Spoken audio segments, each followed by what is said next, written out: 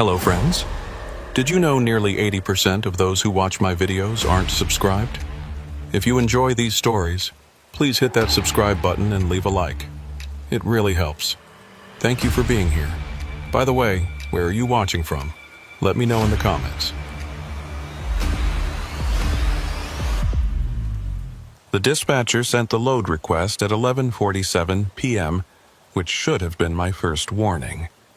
Nothing good comes from a last-minute haul offer, especially when it is routed through back highways in western Pennsylvania. But the rate was decent, and my truck payment was due, so I took it. 42,000 pounds of industrial piping from a shuttered mill outside Pittsburgh to a distribution center in Wheeling. Straight shot, maybe 5 hours if I kept moving. Easy money, or so I thought.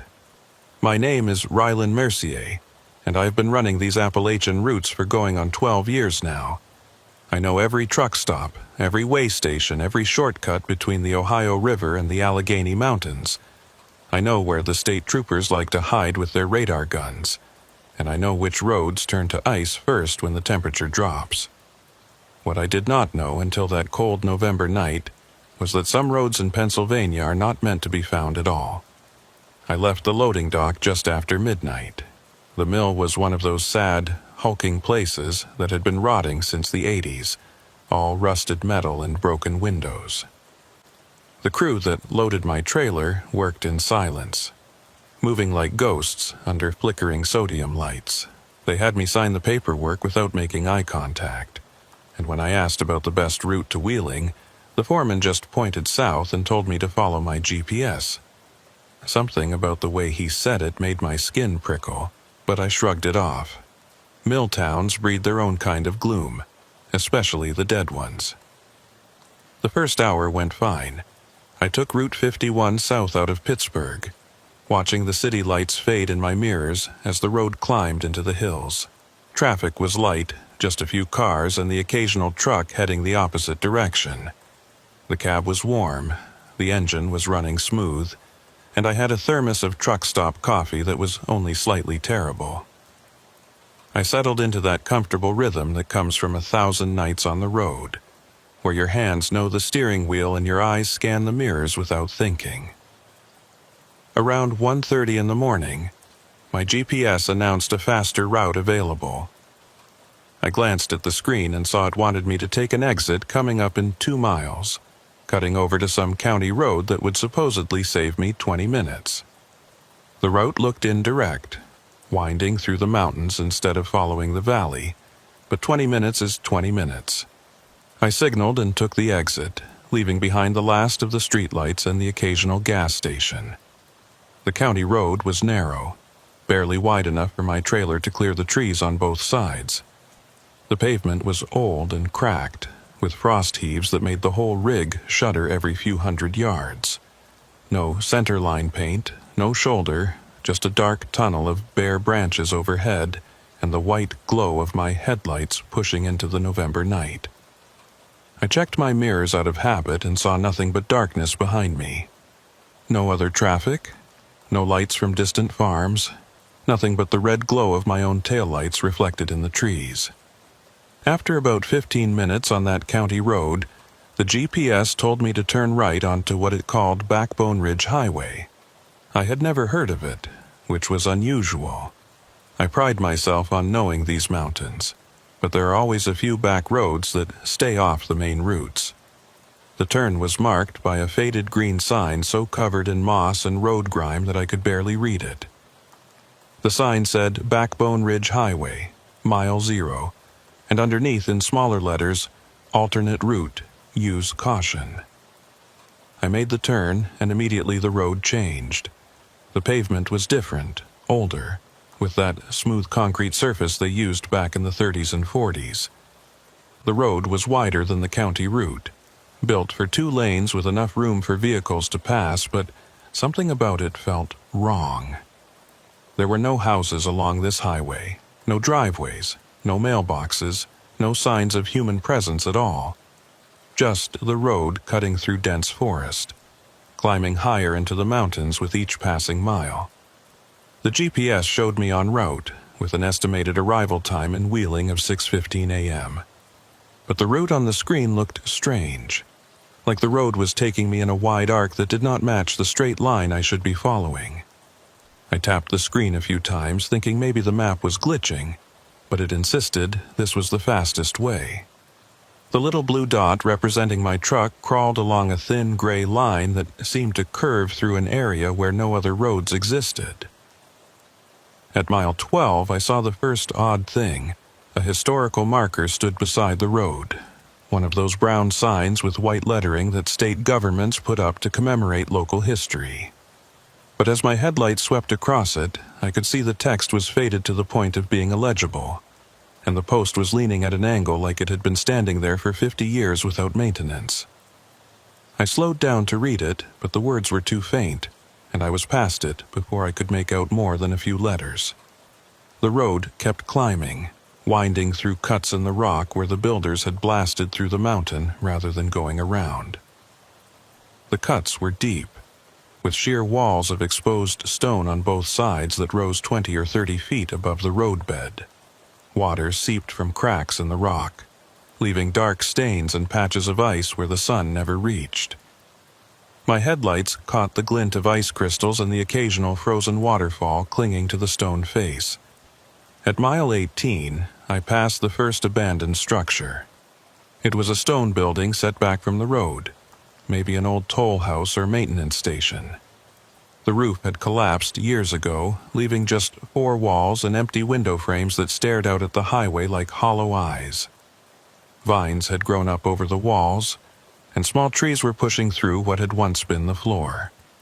As I drove past, my headlights illuminated the interior for just a moment, and I could have sworn I saw fresh tire tracks in the dirt inside the building.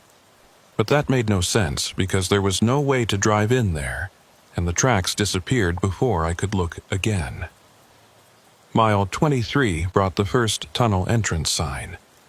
The sign was old, with that distinctive shield shape they used in the 40s, and the paint had faded to a dull cream color. Tunnel ahead, 3 miles, lights required, closed to heavy vehicles. I felt my stomach tighten when I read that last part. Closed to heavy vehicles meant closed to trucks like mine, but my GPS was still showing this as the active route, still counting down the miles to Wheeling, still promising I would arrive on schedule. I grabbed my CB handset and tried Channel 19, the main trucker channel. "This is Ryland Mercier eastbound on Backbone Ridge Highway. Anybody out there familiar with this route?" Static answered me, thick and heavy like the sound of rain on a metal roof. I tried Channel 17, then Channel 9, the emergency channel. Nothing but static on every frequency, and underneath the static, a low hum that might have been electrical interference or might have been something else. The tunnel entrance appeared at mile 26, and I felt my breath catch when I saw it. The portal was massive, easily big enough for 2 lanes of traffic, built from huge blocks of cut stone that had darkened with age to the color of old blood. The entrance was framed by a concrete arch with Art Deco styling, the kind of engineering that spoke of Depression-era ambition and federal work programs. Above the arch, carved letters spelled out Mile 46 Bore, 1938, and underneath, in smaller letters that I could barely read, Abandoned, 1962, no entry. I hit my brakes, bringing the rig down to a crawl about 50 yards from the tunnel mouth. Every instinct I had was screaming at me to turn around, to back up until I found a wide spot in the road, to get off this highway and back to civilization. But behind me was 18 miles of narrow mountain road with no place to turn around an 18-wheeler, and ahead was a tunnel that my GPS insisted was the fastest route to my destination. The computer showed me going straight through, following a route that apparently did not care whether the tunnel was officially closed or not. I sat there for a full minute, engine idling, staring at that dark opening in the mountain. The tunnel mouth was completely black, with no lights visible inside. No reflection from emergency fixtures or maintenance lighting. It was like looking into a throat, a passage that swallowed light and offered nothing in return. The concrete around the entrance was stained with decades of water seepage, and dead vines hung from the arch like dried tendons. The CB radio crackled, and through the static I thought I heard a voice. Just a few words, distorted and distant. "Don't follow?" The voice faded before I could respond, leaving only that low, electrical hum. I tried transmitting again, but the static had returned, thicker than before, almost aggressive in its white noise dominance. My GPS recalculated. Instead of showing 6:15 a.m., it now showed 7:45 a.m., a full hour and a half later than the original estimate. The route had changed too, suggesting I backtrack 18 miles and take a different road entirely. But backtracking meant an hour of reversing my path, then another hour to get around the mountain, and by then I would be so late that the delivery window would close. I would lose the job and probably take a penalty from the company. I looked at the tunnel entrance again. The opening was clearly big enough for my rig. The road leading in was paved and level. There were no physical barriers blocking entry, just that faded sign warning against heavy vehicles and the official abandonment notice. Maybe the closure was a formality, something they never bothered to enforce because nobody used this road anymore. Maybe trucks passed through here all the time and just did not talk about it on the CB. I put the transmission in gear and eased forward. My headlights pushed into the tunnel mouth, illuminating concrete walls that were stained with mineral deposits and streaked with rust. The roadbed inside looked intact, with lane markings still barely visible under layers of grime. I could see maybe 100 yards into the tunnel before the darkness swallowed everything. As I crossed the threshold, entering the mountain, the temperature inside the cab dropped 10 degrees in an instant. The heated air from my vents turned cold, and I could see my breath misting in front of my face. The sound changed too. The engine noise that had been my constant companion all night suddenly became muffled and strange, like I was hearing it through water. My headlights seemed dimmer inside the tunnel, their beams not reaching as far as they should. The tunnel walls closed in around me, massive concrete slabs that rose into darkness above my trailer height. Every few hundred feet, there were old light fixtures mounted on the walls, but they were all dark, their glass covers broken or missing entirely. Some of the fixtures had pulled away from the walls and hung at angles, held by corroded bolts and tangles of old wiring. The pavement under my wheels was covered with a fine layer of grit and dust that made my tires hiss with each rotation. I checked my mirrors and watched the tunnel entrance shrink behind me, the half-moon of gray November sky getting smaller and smaller until it was just a dim circle in the distance. The darkness ahead stayed absolute, refusing to yield to my headlights no matter how far I drove. I felt like I was making no progress, like the tunnel was extending itself as I moved, staying always the same distance from end to end. At what my odometer said was a quarter mile inside, I saw the first vehicle. It was pulled over in the right lane, a tractor-trailer rig that looked like it had been parked there for a long time. The trailer was faded, the paint oxidized to a dull gray, and one of the tires was completely flat. But what made me slow down was the tractor unit, because even under the grime and dust, I could see it was the same make and model as mine. Same blue Kenworth, same year from what I could tell, same configuration. I eased past the abandoned truck, close enough that my mirror almost touched its trailer. As I drew level with the cab, my headlights illuminated the driver's side door, and I felt my chest tighten. The door was open, hanging at an angle on broken hinges, and the interior was completely empty. No driver, no personal items, no trash or paperwork or any sign that anyone had ever sat in that seat. Just bare vinyl and exposed springs and a thick coating of dust that looked like it had been accumulating for years. But the license plate visible in my mirror as I passed stopped me cold. The plate was from Pennsylvania, current registration, and the number was only 3 digits different from my own plate. I checked my mirror again, thinking I had misread it in the poor light, but the numbers were clear. That truck had been registered within weeks of mine, had probably been bought from the same dealer, had probably run the same routes I ran. I accelerated, putting distance between me and the abandoned rig, trying to ignore the implications. Lots of trucking companies buy fleets of identical vehicles, I told myself. It was just a coincidence that this particular truck matched mine so closely. The fact that it was abandoned in a closed tunnel just meant someone had broken down here before the tunnel was officially closed, and they had never bothered to retrieve the vehicle. That was all. Nothing strange about it. The CB radio crackled again, and this time the voice was clearer. Rila and Mercier, do not stop. Do not look back. Keep moving forward. The voice was male, middle-aged, with an Appalachian accent.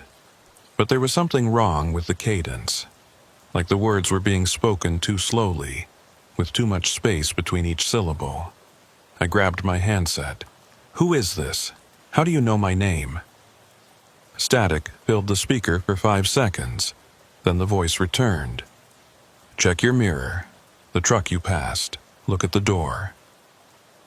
Against every instinct, I glanced at my mirror. The abandoned truck was still visible behind me, maybe 300 yards back, illuminated by my taillights. The driver's door was closed now, hanging straight on hinges that had been broken just moments before. And standing beside the truck, barely visible in the red glow of my running lights, was a figure. Too far away to see details, but unmistakably human in shape, standing perfectly still, watching me drive away. I snapped my eyes back to the road ahead, my heart hammering against my ribs. The tunnel stretched out in front of me, the headlights showing nothing but more concrete and darkness, an endless road. I pushed the accelerator down, feeling the engine respond, hearing the turbo spool up as I gained speed. 45 miles per hour, 50, 55. The tunnel walls blurred past, and the darkness stayed constant, never retreating, never revealing an end.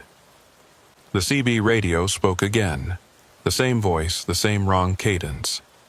You should not have come here, Rylan. This tunnel does not lead out, it only leads deeper. You will understand soon. Everyone does, eventually. I switched off the CB radio, cutting the voice mid-sentence.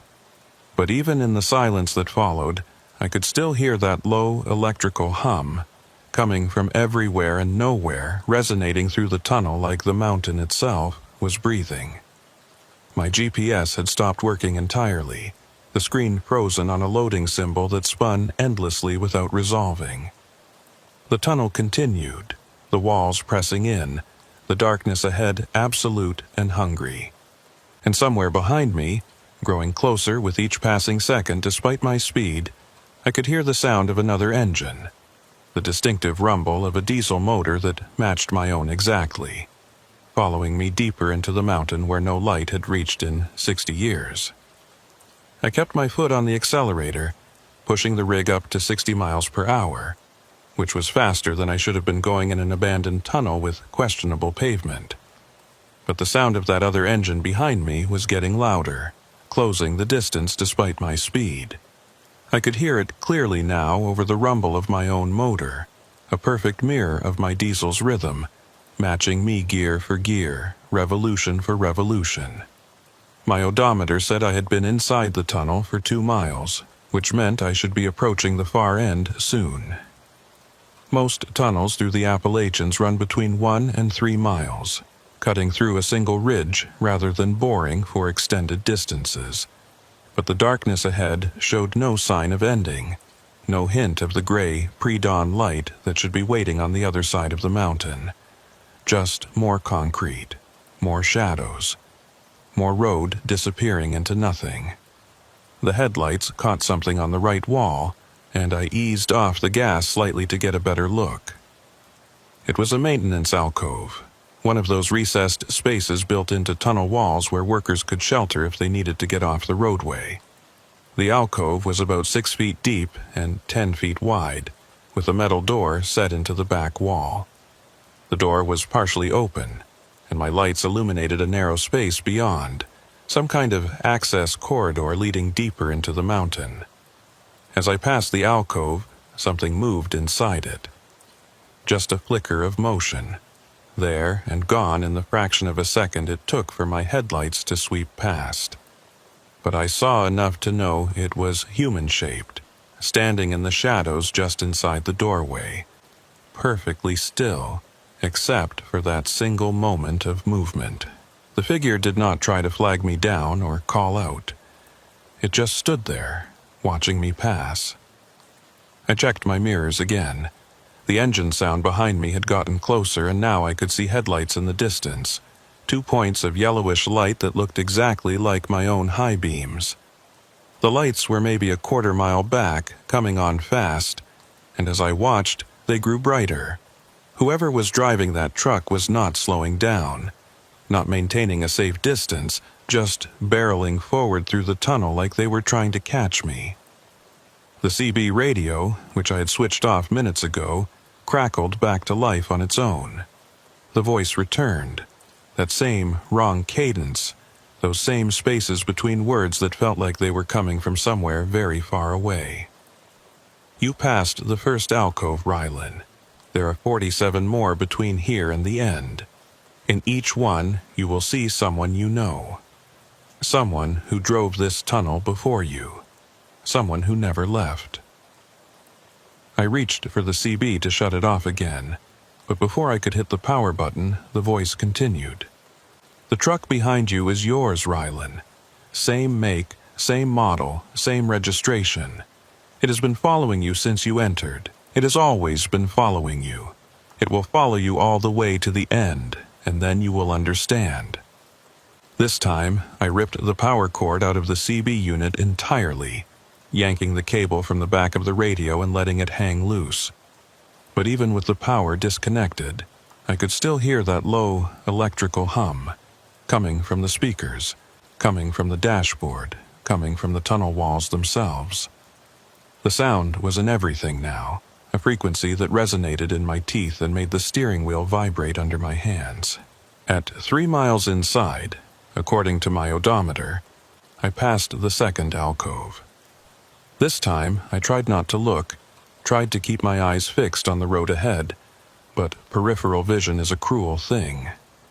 I caught the movement again, another figure standing in the shadows, and this time I recognized the shape. It was wearing a trucker's cap and a reflective vest, the kind of outfit I wore every day when I was doing inspections or working around my rig.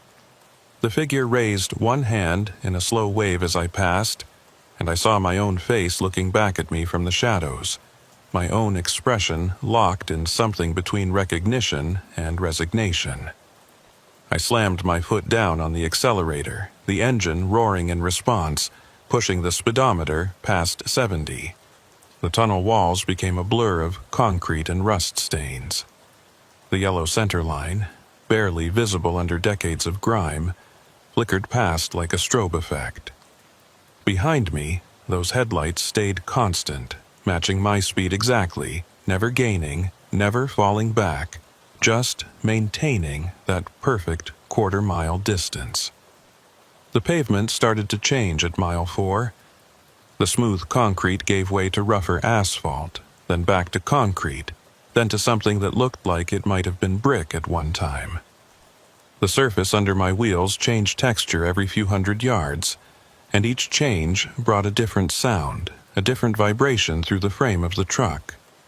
Some sections were smooth and quiet, others rattled my teeth, and a few felt like I was driving over corrugated metal even though the surface looked like ordinary pavement. More alcoves appeared, spaced at irregular intervals along both walls. I stopped trying not to look at them. In each one, I saw variations of myself, different versions wearing different clothes, standing at different angles. Some of them waved, some of them just stared. One of them was holding a CB handset up to its mouth, lips moving in words I could not hear, and I realized with a chill that this was the figure making those radio calls, one of my own echoes calling out to me from the shadows. At mile 5, the tunnel widened. The walls pulled back to 3 lanes width, then 4, opening into a space that felt more like an underground cavern than a highway tunnel. The ceiling rose higher, disappearing into darkness above the reach of my headlights. On the left side of the road, I could see what looked like an old service station, a concrete island with rusted pumps, and a small building that might have been an attendance booth. The pumps were ancient, the kind with mechanical number wheels behind glass faces, showing prices in cents per gallon. The service station island was occupied. There were 3 trucks parked at the pumps, all of them facing the same direction I was traveling, all of them with their lights off and their cabs apparently empty. As I drew closer, my headlights illuminated the trucks in detail, and I felt my stomach turn to ice. All 3 trucks were blue Kenworths, same year, same model, same configuration as mine, and all 3 had Pennsylvania plates with numbers that were eerily close to my own registration. I did not slow down. I kept my speed up, steering around the service island and staying in the center lane. But as I passed the first truck, I saw movement inside the cab. Someone was sitting in the driver's seat, hands on the wheel, staring straight ahead through the windshield. The figure turned its head as I passed, tracking my movement, and I caught a glimpse of the face. It was me again, but older, worn down, with eyes that had seen too much and a face that had forgotten how to show emotion. The second truck was the same. Another version of me behind the wheel, this one younger, wearing the clothes I had worn 5 years ago when I first started running these mountain routes. The third truck had someone who looked exactly like I did right now, wearing the same jacket, the same cap, the same expression of confused fear that I could feel on my own face. Past the service island, the tunnel began to narrow again, the walls closing in from 4 lanes back to 2. The ceiling lowered, pressing down until I could almost imagine I felt its weight on top of my trailer. The air inside the cab had gotten colder still, and now I could see ice forming on the inside of my windshield. Frost creeping in from the edges despite the heater running at full blast. At mile 6, I hit a section of standing water. The tunnel floor dipped slightly, creating a low spot where water had collected, probably from seepage through the mountain above. The water was only a few inches deep, but driving through it sent up sheets of spray that crashed against my windshield and momentarily blinded me. When the wipers cleared the glass, I saw that the tunnel ahead had changed. The walls were no longer concrete. They had become rough stone, the original rock face of the mountain, with tool marks still visible where workers had drilled and blasted. This section of the tunnel looked older than the rest, primitive, like I had driven backwards through time into an earlier era of the construction. Support timbers lined the walls, massive wooden beams that had turned black with age, and the ceiling was reinforced with arched ribs of rusted metal. The headlights behind me disappeared. I checked my mirrors and saw only darkness where those pursuing lights had been, as if the truck following me had simply stopped existing. But the engine sound remained, still perfectly synchronized with my own motor, still coming from somewhere behind me in the tunnel. I could hear it clearly, a diesel rumble that seemed to come from the walls themselves now, resonating through the stone. More alcoves passed by, and in each one I saw variations on a theme. Myself in different situations, different states. One version was slumped against the alcove wall, clearly exhausted or injured. Another was pacing back and forth in the small space, hands gesturing like he was arguing with someone I could not see. A third was standing perfectly still, arms at his sides, staring directly at me as I passed, and I noticed with horror that this version was not breathing. His chest perfectly motionless, his eyes reflecting my headlights like an animal's eyes caught in the dark. The CB radio, still unplugged, crackled with life again. But this time, it was not the strange voice with the wrong cadence. It was my own voice calling out from the speakers. "Rylan, this is Rylan. Mile 46 bore is a loop. There is no exit. The tunnel curves and you have been driving in a circle. Check your fuel gauge." I looked at my fuel gauge and felt panic surge through my chest. I had started the night with 3/4 of a tank, enough for the entire trip to Wheeling with fuel to spare. But now the needle was sitting just above a 1/4 tank. I had burned through half my fuel driving through this tunnel, which should have been impossible. At the speed I was traveling, I should have gone 150 miles or more, but my odometer insisted I had only covered 6 miles since entering the tunnel. The road began to climb, tilting upward at a slight grade that I could feel in the engine's response. The tunnel curved to the right, a gentle arc that suggested I was following the contour of the mountain ridge. The walls closed in tighter, until my mirrors were only a foot from the concrete on either side. I had to slow down, dropping to 40 miles per hour, then 30, as the clearance got narrower and narrower. At what my odometer said was mile 7, I saw the crash. A truck had jackknifed across both lanes, the trailer angled sideways and the tractor unit pushed up against the right wall. The truck was old, older than the ones I had seen at the service island, maybe from the 50s or 60s based on the rounded cab design and the faded paint scheme. The trailer doors were open, hanging loose on broken hinges, and the cargo had spilled across the roadway. Wooden crates and metal drums lay scattered everywhere, many of them broken open, their contents long since gone to rust and rot. I stopped. There was no way around the wreck, no clearance to squeeze past, no room to turn around. I sat there with my engine idling, staring at the jackknifed truck, trying to figure out what to do. Behind me, I could hear that other engine getting closer again, the sound growing louder. And when I checked my mirrors, I saw those headlights returning, 2 points of yellowish light that were maybe 1/8 of a mile back and closing fast. The CB radio spoke with my own voice. "Get out, Rylan. You have to move the wreck. It is the only way forward.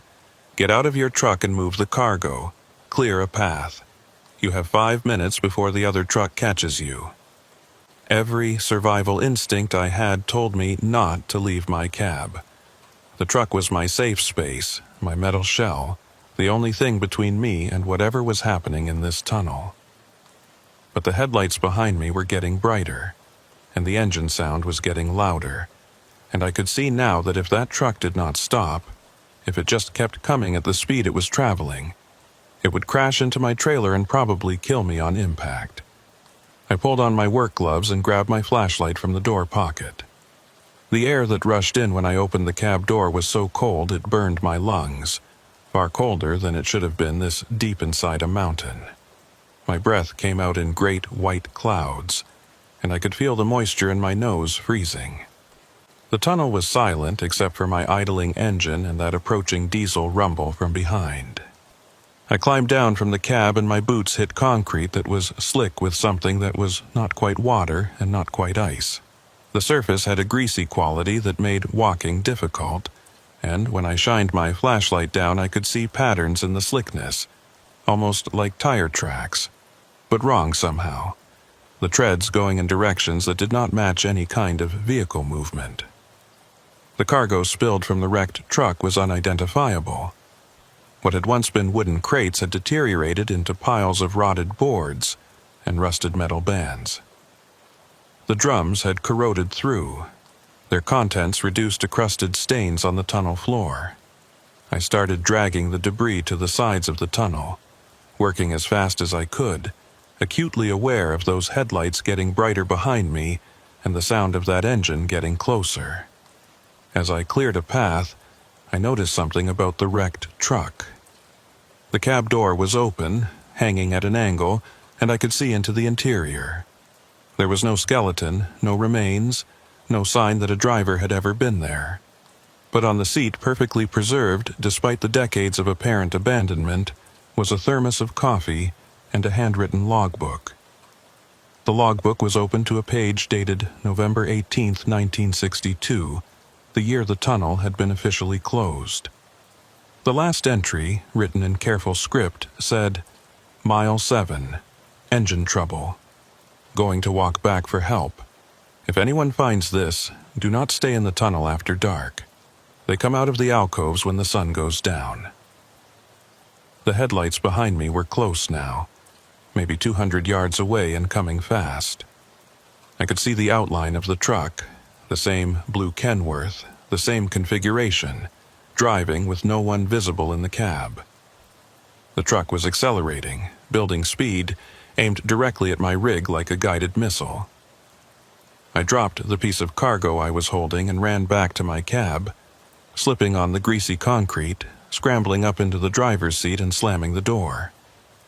I threw the transmission into gear and hit the accelerator, threading my truck through the narrow gap I had cleared, inches of clearance on either side, my mirrors scraping against the cargo I had not had time to move. In my rearview mirror, I watched the pursuing truck reach the wreck site. It did not slow down. It did not try to avoid the obstruction. It just drove straight into the jackknifed trailer at full speed, and the sound of the impact was like thunder, echoing through the tunnel, reverberating off the walls. But when I looked back a second later, expecting to see twisted metal and scattered cargo, I saw nothing. The pursuing truck was gone, the wreck was gone, and the tunnel behind me was empty and dark, as if nothing had ever been there at all. The CB radio spoke again, my own voice, tired now, resigned. "Mile 8 is coming. That is where the tunnel splits. You will have to choose, left or right. Both ways look the same. Both ways lead deeper. Choose wrong, and you will loop back to the beginning. Choose right, and you might find something worse than a loop. Choose carefully, Rylan. Everyone who has come this far had to choose. Most of them are still here." Ahead in my headlights, I could see the tunnel splitting into two branches, a Y intersection where the road divided and disappeared into separate passages through the mountain.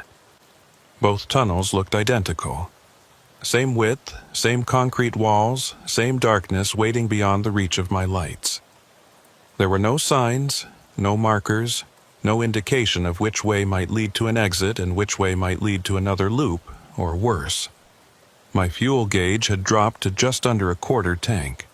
If I chose wrong, if I drove another 7 or 8 miles and ended up back at the beginning, I would not have enough fuel to try again.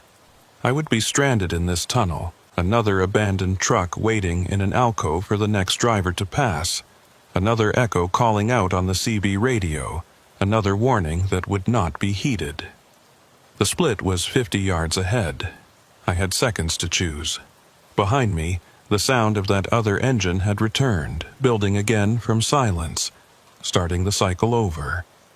The hunt was beginning again, and I was running out of road, running out of fuel, running out of time to find a way out of mile 46-4 before I became just another version of myself standing in an alcove, watching the next Rylan Mercier drive past into the dark. I had 30 yards to make a decision that might determine whether I ever saw daylight again. The split in the tunnel rushed toward me, the two passages yawning open like the jaws of some massive predator. Left tunnel, right tunnel, both identical in every visible detail. Same width, same lighting fixtures hanging dead from the ceiling, same water stains on the concrete, same darkness waiting beyond. My hands were slick with sweat despite the cold. I eased off the accelerator, letting the rig slow to 20 miles per hour, then 15, trying to buy myself a few more seconds to think. But what was there to think about?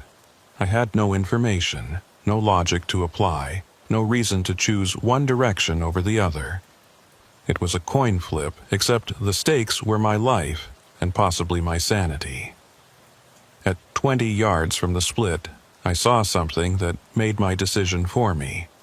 On the wall of the right tunnel, just visible in my headlights, someone had scratched words into the concrete. The letters were crude and deep, carved with something metal, probably a knife or a screwdriver. The message said, "Right EOS loop, left eco forward, trust me, RM, RM, Rylan Mercier," my own initials. One of the versions of myself that I had seen standing in those alcoves had apparently made it this far, had figured out which way led forward, and had left a message for the next iteration of me that came through. Or it was a trap, a lie carved into stone by something that wanted me to choose left, wanted me to drive deeper into whatever waited in that direction. 10 yards. I had to choose now. The engine behind me was getting louder, building toward that crescendo that meant the pursuing truck would soon come into view. I thought about the logbook I had seen in the wrecked truck. The entry from 1962, warning about things that come out of the alcoves after dark. I thought about all the versions of myself I had seen, all the echoes standing in the shadows, watching me pass. If one of them had left this message, maybe they were trying to help. Maybe some part of me that had already been through this nightmare was trying to save the current version from making the wrong choice. I yanked the wheel left and committed to the turn. The trailer swung wide, the rear wheels tracking close to the center divider between the two tunnels. For a moment I thought I had misjudged the clearance, thought I would clip the concrete island and jackknife just like that truck back at mile 7. But the wheels cleared with inches to spare, and then I was fully in the left tunnel, accelerating again, putting distance between myself and the split. In my mirror, I watched the intersection recede. The pursuing truck burst into view just as I rounded a slight curve that took the split out of sight. The truck was going at least 70 miles per hour, coming on like a freight train, and I saw it veer right at the split without slowing, choosing the opposite direction from me. The sound of its engine faded quickly, Doppler shifting away as it raced down the right tunnel toward whatever waited there. The CB radio crackled, and a different voice came through this time. Not my own voice, not that wrong cadence stranger, but someone else entirely. The voice was female, middle-aged, with a hint of West Virginia mountain accent. "Good choice on the left tunnel, sugar. That's the way forward. But forward don't mean out. You got another 6 miles before you see anything different, and those 6 miles are going to feel like 60. I grabbed the handset, forgetting that I had ripped the power cord out. But the radio was working anyway, powered by something other than the electrical system of my truck. "Who are you?" I asked. "How many people are trapped in here?" The woman's voice came back immediately. Name was Deputy Cole Branford, Pennsylvania State Police. Been in this tunnel since 1959. As for how many people, well, that depends on how you count. There's maybe 30 or 40 trucks in here that I know about, scattered through the miles. But there's hundreds of us, maybe thousands, if you count all the versions. Every time someone comes through, they leave pieces of themselves behind. Echoes, copies, whatever you want to call them. The tunnel collects us. "Branford," I said, my mind racing. "That's not a woman's name. You said Deputy Cole Branford." A pause, then something that might have been a laugh. "Did I say Cole? I meant Maeve. Maeve Huxley. I get confused sometimes. Been down here so long the details start to blur. Sometimes I forget which name I had before I came in here. Point is, you made the right choice. Left tunnel leads to mile 14, and that's where things change." The tunnel had begun to slope downward, descending deeper into the mountain. The grade was slight but noticeable, maybe 3 or 4 degrees, enough that I had to tap the brakes occasionally to keep my speed under control. The walls here were different from the earlier sections, lined with white ceramic tiles like an old subway station. Many of the tiles had fallen off, leaving dark rectangular gaps that looked like missing teeth in a rotted smile. At what my odometer claimed was mile 9, I passed another maintenance alcove. This time I did not see myself standing in the shadows. Instead, I saw a woman in a highway patrol uniform standing at attention with her hands behind her back. As my headlights swept across her, she snapped a salute, the gesture crisp and formal. Her face was too far away to see clearly, but I could make out enough detail to see that she was smiling, and the smile was not friendly. "That's me you just passed," the voice on the CB said. Or one of me, anyway. I got 47 copies of myself scattered through this tunnel, one in every alcove from here to mile 14. We all remember the day I drove in here, chasing a speeder who ran into the tunnel to avoid a ticket. I followed him in, and neither of us ever came back out. My patrol car is parked at mile 11. You'll see it when you get there. "What's at mile 14? I asked. "You said that's where things change." "The pumping station," Maeve said. "That's where the tunnel breathes. You'll understand when you get there. Just keep driving, keep your speed steady, and whatever you do, don't stop if you see someone waving at you from the roadway. The echoes that walk around outside the alcoves, they're the dangerous ones. They're the versions of us that forgot they were echoes and think they're still alive. They'll try to get you to stop, try to get you to help them, and if you do, they'll pull you out of your truck and take your place. That's how the tunnel grows. Every time someone stops, there's one more echo walking around, one more person trapped." Mile 10 brought a stretch of tunnel that was flooded with water, not just standing water on the floor like I had seen earlier, but deep water that covered the roadway to a depth of at least 2 feet. I could see the surface rippling in my headlights, and I could hear the sound of my tires churning through it, throwing up waves that crashed against the walls. The water was cold enough that I could see my breath fogging even thicker inside the cab, and ice was forming on every metal surface. Something moved under the water as I drove through. I saw the surface disturb, saw a shape gliding just below the visibility line, pacing my truck. It was too large to be a fish, too fluid in its movement to be debris. The shape kept pace with me for maybe 50 yards, then vanished, diving deeper or sliding away into some submerged opening in the tunnel wall. "Don't think about what's in the water," Maeve said over the CB. "That's one of the things a tunnel makes. It takes all the fear and all the wrong choices and all the bad endings, and it grows things from them. Things that don't have names because they never existed outside this place. Just keep moving." At mile 11, I saw the patrol car. It was pulled over on the right shoulder. A black and white Pennsylvania State Police cruiser from the late 50s, complete with a single rotating beacon on the roof and the old-style star badge painted on the door. The car was in perfect condition. No rust, no dust, looking like it had been parked there yesterday instead of 60-some years ago. The driver's door was open, and the interior light was on, illuminating an empty seat and a clipboard lying on the dashboard. A figure stood beside the car, and for a moment I thought it was another alcove echo. But this figure was standing in the roadway, right in my lane, waving both arms over her head in the universal signal for distress.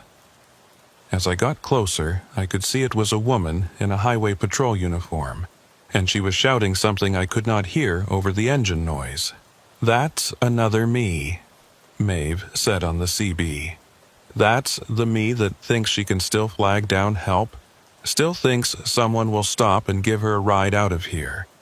Don't slow down, don't make eye contact, just drive past her like she's not there." I kept my speed steady at 40 miles per hour. The figure in the roadway did not move as I approached. She just stood there waving, shouting, and as I got close enough to see her face clearly, I saw the desperation in her eyes, the absolute certainty that I would stop and help her. When it became clear that I was not slowing down, her expression changed from hopeful to angry, and she stepped aside at the last possible second, letting me pass. In my mirror, I watched her recede. She had turned to face my direction, and she was running after my truck now, sprinting at a speed that no human should be able to maintain. She was gaining on me, closing the distance despite my 40-mile-per-hour pace, and I could see her mouth moving, forming words that I was glad I could not hear. I pushed the accelerator down, bringing my speed up to 50, then 60. The running figure fell behind, unable to match the increased pace, and eventually she disappeared from my mirrors, swallowed by the darkness behind me. But I could still hear her on the CB radio, breathing hard, gasping between words. "You should have stopped. You should have helped me. Now I'll have to wait for the next one. I'll have to wait here until someone else comes through. Do you know how long the waits are between trucks? Do you know what it's like to stand in this tunnel for months, for years, waiting for headlights to appear?"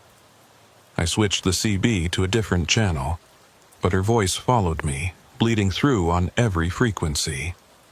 Channel 19, Channel 17, Channel 9, all of them carried the same desperate gasping pleas.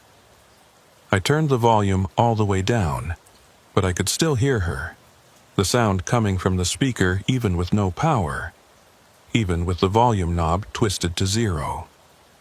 Mile 12 was marked by a change in the tunnel's atmosphere. The air became thicker, harder to breathe, like the oxygen content had dropped. My engine started to run rough, coughing and sputtering, and I had to downshift to maintain speed. The walls were closing in again, narrowing from 2 lanes to 1.5, and the ceiling was lowering until I could almost feel it pressing down on top of my trailer. The alcoves here were occupied by figures I did not recognize, not versions of myself, not Maeve in her patrol uniform, but strangers. Men and women in clothes from different eras, standing in the shadows with their faces turned toward the road, watching me pass. One alcove held a man in a business suit from the 40s, his hair slicked back, his tie perfectly knotted. Another held a woman in a waitress uniform from a roadside diner, her apron still white despite the decades. A third held a young man in a military uniform, army greens with corporal stripes looking like he had just stepped out of a World War II recruiting poster. "Those are the passengers," Maeve said, her voice cutting through the static. "The people who were riding with the drivers when they came in. The tunnel takes everyone. Drivers, passengers, hitchhikers, stowaways. Everyone leaves an echo." At mile 13, my fuel gauge hit the red zone. The low fuel warning light came on, a bright orange icon that felt like a countdown timer. I had maybe 20 miles of range left, maybe less if I had to keep driving at high speed. If Maeve was right about mile 14 being where things changed, I needed to get there soon, before my diesel ran out and I became another abandoned truck waiting in the darkness. The tunnel began to widen again, opening into a large chamber that felt more like an underground parking garage than a highway tunnel. The ceiling rose to at least 50 feet above the roadway, supported by massive concrete pillars that marched away into the shadows. Between the pillars I could see other vehicles, cars, trucks, buses, motorcycles, all of them parked at odd angles, all of them dark and apparently abandoned. And then I saw the pumping station. It was built into the far wall of the chamber, a huge industrial structure with pipes and valves and machinery that looked like it belonged in a power plant or a water treatment facility. The machinery was running, pistons moving, pumps cycling, valves opening and closing in a rhythm that I could feel through the floor of my truck. The sound was immense, a deep, thrumming pulse that made the air vibrate and set up sympathetic vibrations in my body. The road led directly toward the pumping station, threading between the parked vehicles and the concrete pillars. I could see an opening on the far side of the machinery, another tunnel entrance that presumably led forward to mile 15 and beyond. But between me and that opening, standing in the roadway directly in front of the pumping station, was a figure. It was me, not an echo in an alcove, not a distant version glimpsed in mirrors, but me standing in the road, wearing the exact same clothes I was wearing right now, down to the stitching on my jacket. The figure raised one hand in a stopping gesture, palm out, and I could see my own face clearly in my headlights. The expression was calm, almost peaceful, completely different from the fear and confusion I knew was showing on my real face. "That's the choice point," Maeve said over the CB. "That's where you decide if you're going to keep being you, or if you're going to become something else. The you standing in the road is the version that gave up, that accepted the tunnel, that stopped trying to get out. If you hit him, if you drive right through him, you keep moving forward, but you'll carry him with you. You'll have killed a version of yourself, and that's a weight that most people can't bear." "What if I stop?" I asked. "What if I try to talk to him?" "Then he gets in your truck, and you become him. You swap places. He drives out, and you stand in the road waiting for the next version to come through. That's how the tunnel works. It offers you a way out, but someone has to stay behind. Someone always has to stay behind." The figure in the road had not moved. He was just standing there, waiting, watching me approach with his eyes that were my eyes, with a face that was my face, with hands that I knew were identical to my own, down to the scars and calluses from 12 years of driving truck. Behind him, the pumping station pulsed and throbbed, the machinery breathing in and out, and I understood finally what Maeve had meant. The tunnel was alive, it was breathing, and every person trapped inside was part of that breath, part of the rhythm, part of the thing that kept this impossible place existing between the miles. I was 50 yards from the figure. My fuel light was glowing brighter, more insistent. Behind me, I could hear that other engine sound returning, the pursuing truck building up speed again, coming for another pass. I had seconds to decide, stop and trade places, let him drive my truck out while I stayed behind to wait for the next Ryland Mercier. Or drive forward, drive through him, kill a version of myself and carry that weight for whatever remained of my life. The steering wheel was slick under my sweating palms. The figure in the road lowered his hand, no longer signaling me to stop. Instead, he folded his arms across his chest and smiled, and the smile was sad and knowing and accepting. He was giving me permission. He was telling me it was okay to choose, whatever I chose. He had already made his peace with being the echo, with being the version that stayed behind. I pressed down on the accelerator. The engine responded with a surge of power, and the truck leaped forward, closing the distance. 40 yards, 30 yards, 20 yards. The figure did not move, did not try to get out of the way. He just stood there watching me come, that sad smile still on his face, and at 10 yards I closed my eyes because I could not watch myself die even if the version dying was not quite real, not quite me.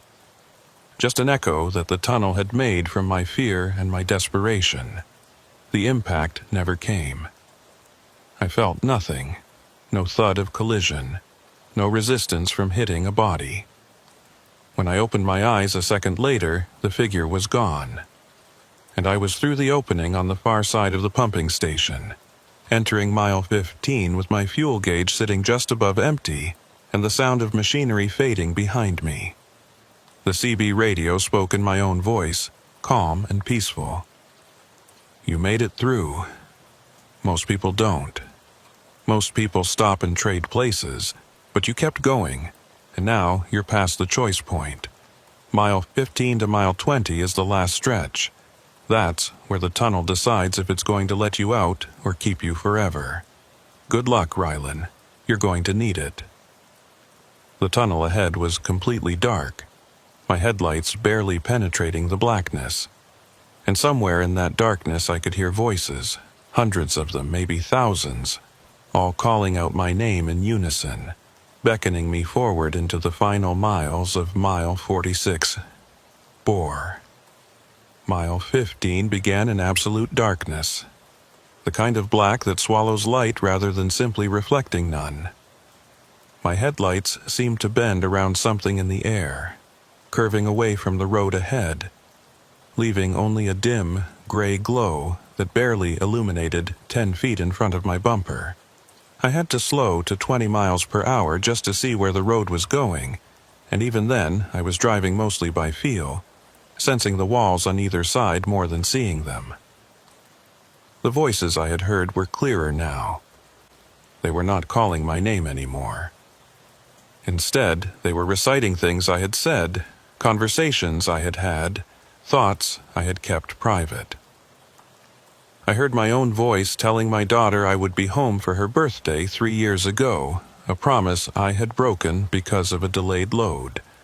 I heard myself arguing with my dispatcher about pay rates.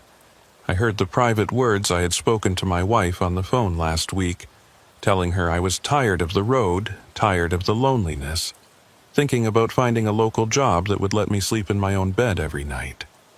The tunnel was playing back my life, pulling memories out of my head and broadcasting them through unseen speakers. Every regret, every broken promise, every moment of weakness or doubt or fear. The voices overlapped, creating a cacophony that made it hard to think, hard to focus on the simple task of keeping the truck between the lines.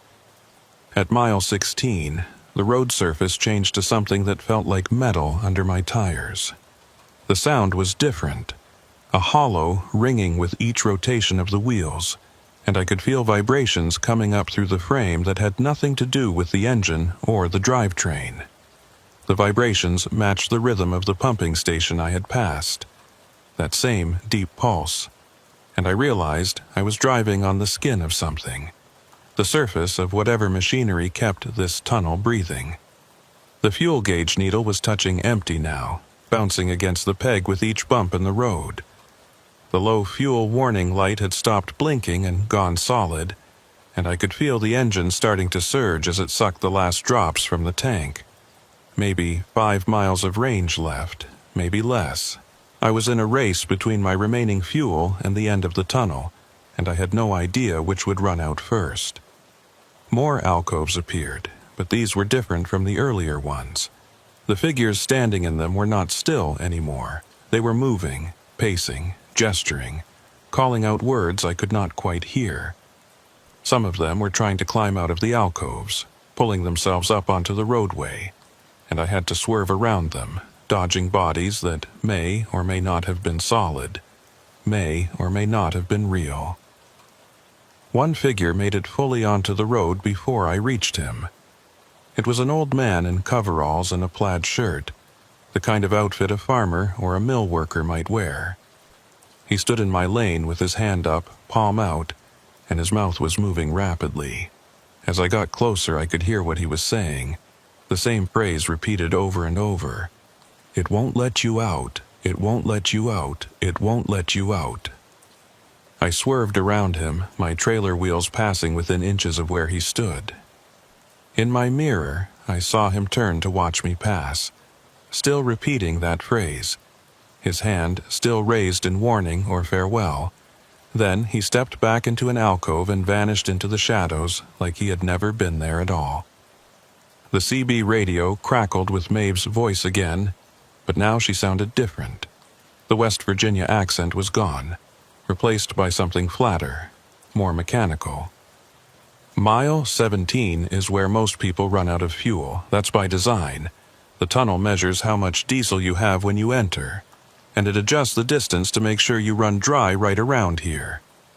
When your engine dies, you have 2 choices: walk forward in the dark, or wait in your truck for the echo collectors to find you.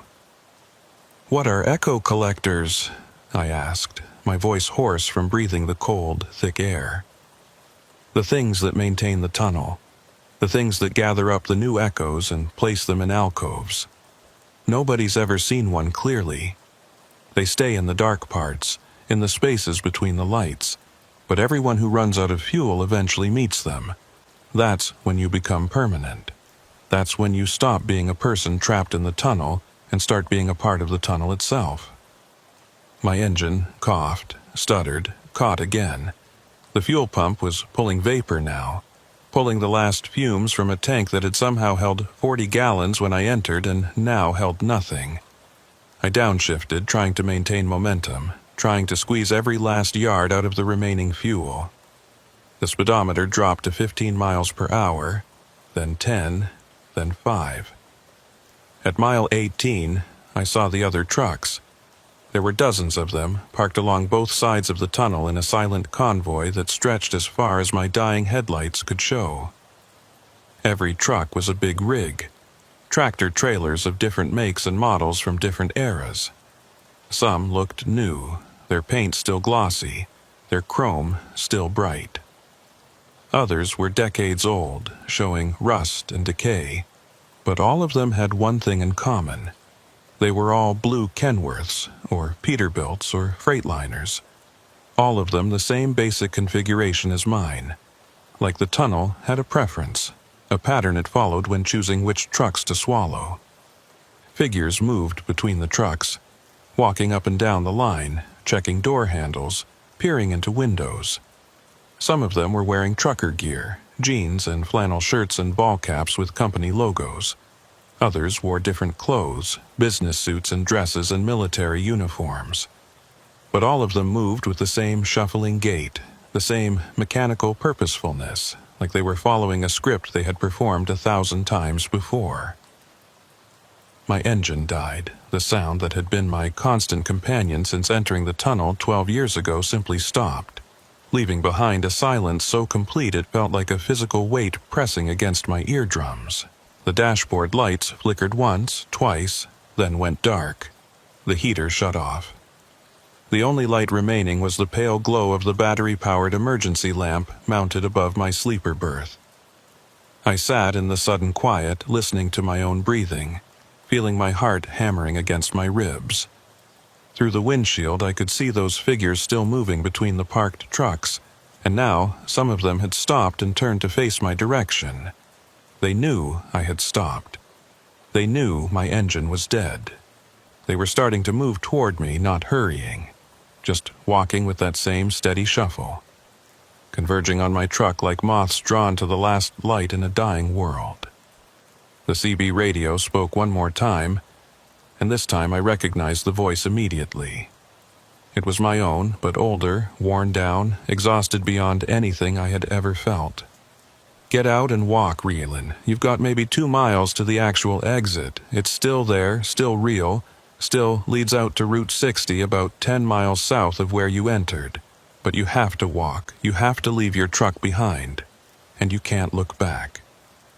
Whatever you hear behind you, whatever calls your name, whatever sounds like someone you know, you can't look back. That's the last test.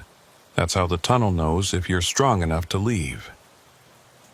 I grabbed my flashlight, my wallet, my phone that had stopped working miles ago. I left everything else, all my personal items, the logbook, the paperwork for the load I would never deliver. I opened the driver's door and dropped down to the pavement, my legs shaking from adrenaline and fear, my boots hitting concrete that felt wrong, too soft, too warm, like I was standing on skin rather than stone. The figures were closer now, maybe 50 yards away, close enough that I could see their faces in the glow of my flashlight. I recognized some of them. The old man in coveralls who had warned me the tunnel would not let me out. The woman in the waitress uniform I had seen in an alcove earlier. The young soldier in his World War II greens. And others, dozens of others, all of them converging on my position with empty eyes and reaching hands. I ran, not toward the figures but past them, threading between the parked trucks heading in the direction my odometer had said was forward. My flashlight beam bounced and swayed, showing glimpses of more vehicles, more alcoves, more figures standing or sitting or lying in the shadows. The tunnel floor was covered with that same greasy substance I had felt at mile 7, making every step treacherous, but I kept my balance and kept moving. Behind me, I heard my truck door slam shut. I heard the engine start, that familiar diesel rumble that I had lived with for 12 years, and I heard the transmission engage. Someone, or something, had gotten into my cab and was driving my truck, probably adding it to the collection of vehicles parked along the tunnel walls. But I followed the rule. I did not look back. Mile 19 was marked by a change in the tunnel's structure. The walls became rougher, less finished, more like a cave than a constructed passage. The ceiling lowered until I had to duck my head in places and the floor became uneven, forcing me to watch my footing. Water dripped from above, cold drops that stung when they hit my neck and face. The air smelled like wet stone and something organic, something rotting. The voices behind me were calling my name now, using tones I recognized. My wife's voice, my daughter's voice, my mother's voice who had been dead for 5 years. They were calling me to stop, to wait, to come back and help them. They said they were trapped. They said they needed me. They said if I just turned around they could all leave together. But I kept walking, kept my eyes forward, kept my flashlight pointed ahead even as the beam grew dimmer and started to flicker. At mile 20, I saw light. Real light. Not the artificial glow of emergency lamps or the dim phosphorescence that seemed to come from the tunnel walls themselves, but honest daylight, gray and weak, filtered through rain or fog, but unmistakably sunlight. The tunnel was ending. The passage was narrowing to a point, and beyond that point I could see a roughly circular opening, maybe 8 feet across, with pale morning light visible beyond. I stumbled forward, my legs burning, my lungs aching from breathing the thick air. The opening was 100 yards away, then 50, then 20. I could see trees beyond the exit, bare November branches, and I could see rain falling, normal, cold Pennsylvania rain. I could smell it, that clean smell of rain on dead leaves, so different from the stale underground air I had been breathing. 10 yards from the exit, I heard a sound that made me freeze. It was the distinctive air brake hiss of a truck stopping, and it was coming from behind me, close behind me. I heard a door open, heard boots hitting pavement, heard footsteps approaching. And then I heard my own voice, the same exhausted tone from the CB radio, speaking from just a few feet behind me. "Don't go out there, Rylan. It's not real. The tunnel shows you an exit, but it's just another loop. If you go through, you'll end up back at the entrance, back at mile 0, and you'll have to drive through again. I've done it 6 times. Each time, I thought I was finally getting out. Each time, I ended up back at the beginning. The only way to really leave is to stop trying. Accept that you're here. Accept that you're home. This is where you belong now." Every fiber of my being wanted to turn around, wanted to see if that really was me standing behind me, wanted to verify the source of that voice. But I remembered the rule. Do not look back. Whatever you hear, whatever calls your name, do not look back. I took a step forward, then another. My eyes locked on that circle of gray daylight ahead. The voice behind me became urgent, almost panicked. "Rylan, stop. I'm you. I'm the real you. You're the echo. You're the version that thinks it's real, but you're not. If you go through that opening, you'll cease to exist. I'm trying to save you." 5 yards to the exit. I could feel the temperature changing. Could feel real cold air flowing in from outside, pushing back against the warm, sick air of the tunnel. I could hear the rain more clearly now, that soft patter on leaves and earth that meant I was about to leave this underground nightmare. The footsteps behind me broke into a run. "Don't do it! Don't go through!" I lunged forward, diving through the opening, tucking my shoulders and rolling as I hit wet grass on the other side. I came up on my knees in the rain, gasping, and spun around to look at the tunnel entrance I had just exited. There was nothing there. No tunnel mouth, no opening in the mountain, no trace of the passage I had just walked through. I was kneeling in the middle of a forest, surrounded by bare trees and underbrush, with rain soaking through my clothes. Behind me was only more forest, the hillside unbroken by any kind of man-made structure. I stood on shaking legs and turned in a circle, trying to orient myself. The forest looked wrong somehow, the trees too close together, the undergrowth too thick. And in the distance, through the rain and the bare branches, I could see a road. A paved road with faded lane markings, climbing up into the hills. I walked towards the road, pushing through the brush, my wet clothes clinging to my skin. When I reached the pavement, I looked both ways and felt my stomach drop. To my right, the road curved away and disappeared into the forest. To my left, maybe a quarter-mile distant, I could see a structure. A massive, concrete arch built into the side of the mountain, with carved letters that were just barely visible through the rain. I walked closer, already knowing what I would see, already feeling the sick certainty settling into my gut. The letters above the arch spelled out Mile 46 Bore, 1938, and underneath, in smaller text, Abandoned, 1962, no entry. I was standing at the entrance to the tunnel, the same entrance I had driven through hours ago, or days ago, or years ago. Time had no meaning in this place. The tunnel had spit me out exactly where I had entered, completing the loop, proving that the voice behind me had been right. There was no exit. There was only the endless cycle, the eternal return, the road that led forever into the mountain and emerged nowhere at all. In my pocket, my phone buzzed. I pulled it out with numb fingers and saw that I had service now, full bars, and a notification showing a text message from my dispatcher. The message was time-stamped 11:47 p.m., the exact time he had sent me the original load offer. The message said, "Got a hot load for you if you want it. Industrial piping, Pittsburgh to Wheeling. Good rate.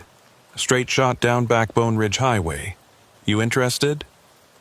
I looked at the tunnel entrance, at the dark opening waiting in the mountain.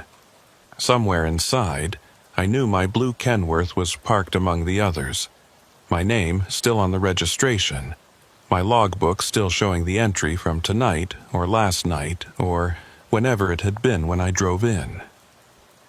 Somewhere inside, there was an alcove with my name on it, waiting for my echo to take its place in the shadows. And somewhere, on a dark highway in western Pennsylvania, another Ryland Mercier was getting a text message from his dispatcher, seeing a job offer that paid well, starting his truck and heading toward a road he had never heard of. Backbone Ridge Highway. Mile 0.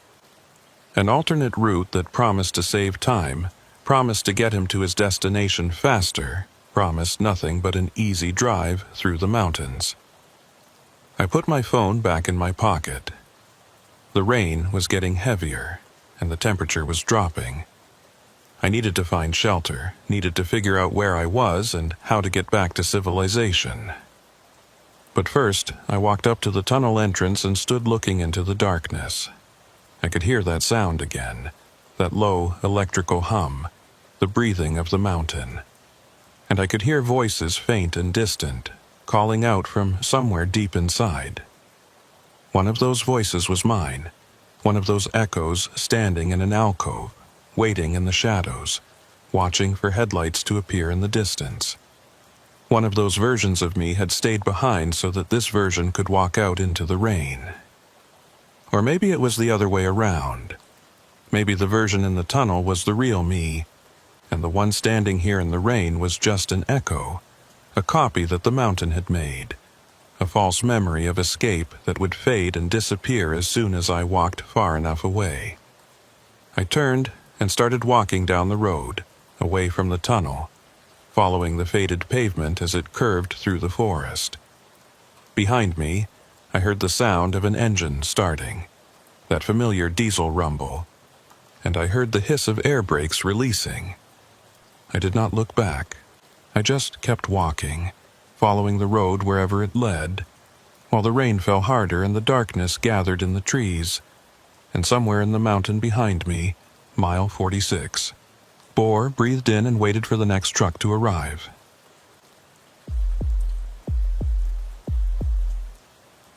My name is Harlan Yates, and I have been hauling freight through the Colorado Rockies for 16 years. I know these mountains better than most people know their own neighborhoods. I know which passes close first when the snow starts, which truck stops have the best coffee at 3 in the morning, and which stretches of highway turn into skating rinks when the temperature drops below freezing. What I did not know, until a February night 2 years ago, was that some tunnels in these mountains are not maintained by any transportation department, and the things that do maintain them have been working in the dark for far longer than any road has existed. The run started normal enough. I picked up a load of mining equipment in Grand Junction, bound for operation outside of Leadville. Heavy machinery, drill components, ventilation systems, the kind of cargo that pays well because it is awkward and difficult to secure properly. The route was straightforward. Highway 70 east through Glenwood Canyon, then south on 91 through the high country. Winter driving in Colorado, but nothing I had not done 100 times before. I left Grand Junction at sunset, watching the last orange light fade from the canyon walls as I climbed into the mountains. The weather report had called for clear skies and cold temperatures, maybe dropping to 10 below zero by midnight. No snow, no ice, just the kind of dry cold that makes your breath crystallize the moment it leaves your lungs. Perfect conditions for a night drive through the high country. The first 2 hours went smooth. Traffic was light, just a few passenger cars and the occasional truck heading the opposite direction. The canyon walls rose up on either side, dark stone striped with snow, and the Colorado River ran alongside the highway, black water churning over rocks that looked like they had been there since the beginning of time. My headlights picked out mile markers and reflectors, and the engine hummed steady, pulling the heavy load up the long grades without complaint. Around 9 p.m., just past Vail, my CB radio crackled with a Colorado State Patrol announcement. Attention, all commercial vehicles. Highway 91 South is closed at Fremont Pass due to avalanche danger. Repeat, 91 is closed. All trucks are being diverted to the Mosquito Range maintenance route. Follow posted detour signs starting at Copper Mountain. I keyed my handset. This is Harlan Yates southbound toward Leadville. What's the condition on the maintenance route? I've never run it before.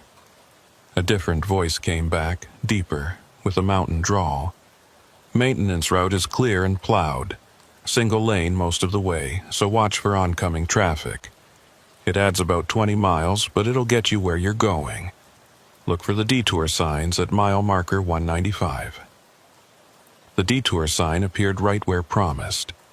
A bright orange diamond with black lettering directing trucks to exit right. The off-ramp led to a 2-lane road that immediately started climbing higher into the mountains, switchbacking up slopes that I knew would be suicide in bad weather. But tonight the pavement was dry and the stars were so bright they cast shadows, so I shifted down and let the rig find its rhythm on the winding road. After about 10 miles, the road crested a ridge and started descending into a valley I did not recognize. The landscape here was different from the usual Colorado high country.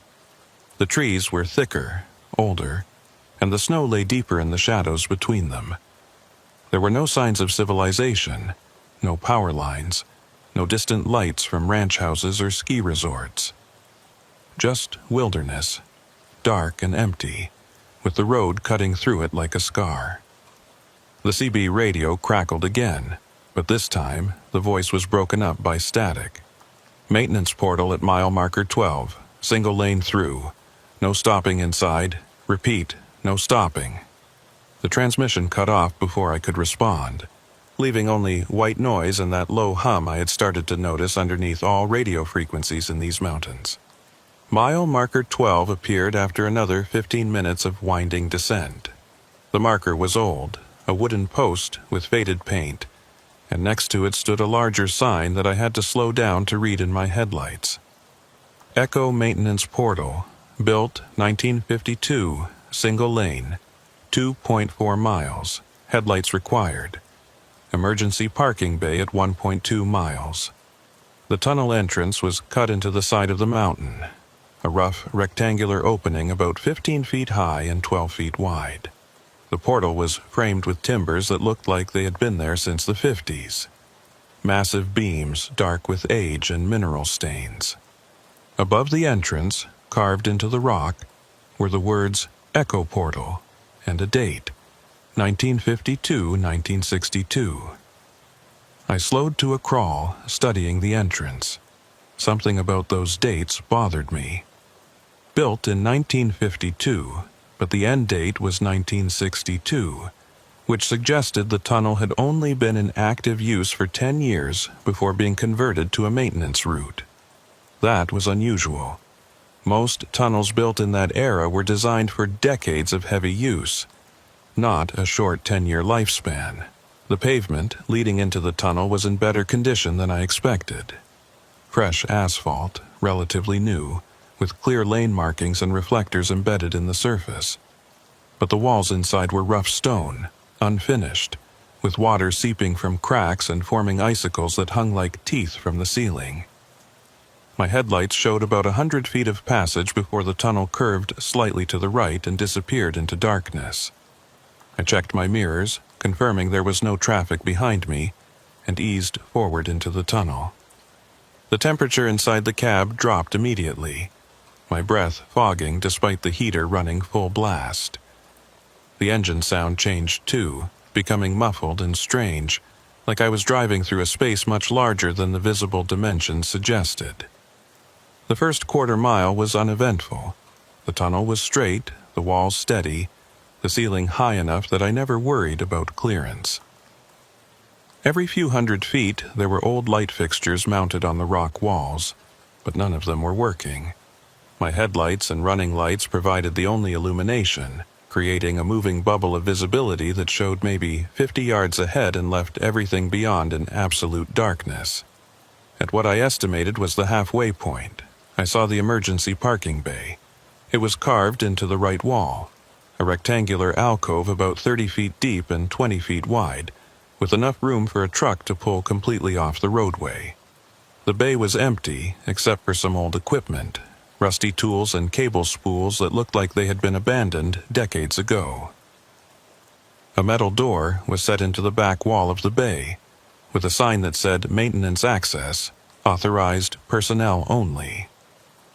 I was past the bay and starting to think about the exit when I noticed the footprints. They were in the thin layer of dust and grit on the tunnel floor, clearly visible in my headlights. Boot prints, fresh enough that the edges were still sharp and distinct. The prints started near the maintenance bay and ran alongside my lane, heading in the same direction I was traveling, toward the tunnel exit. That did not make sense. The detour had only been opened tonight because of the avalanche closure. There should not be anyone on foot in this tunnel, especially not maintenance workers walking the roadway in the dark. I slowed down, watching the footprints, and I noticed they were spaced wrong. The stride was too long, covering maybe 4 or 5 feet per step, which was beyond normal human gait even for someone tall. The CB radio came to life with that same static, broken voice. If you see footprints, do not follow them. Do not stop to investigate.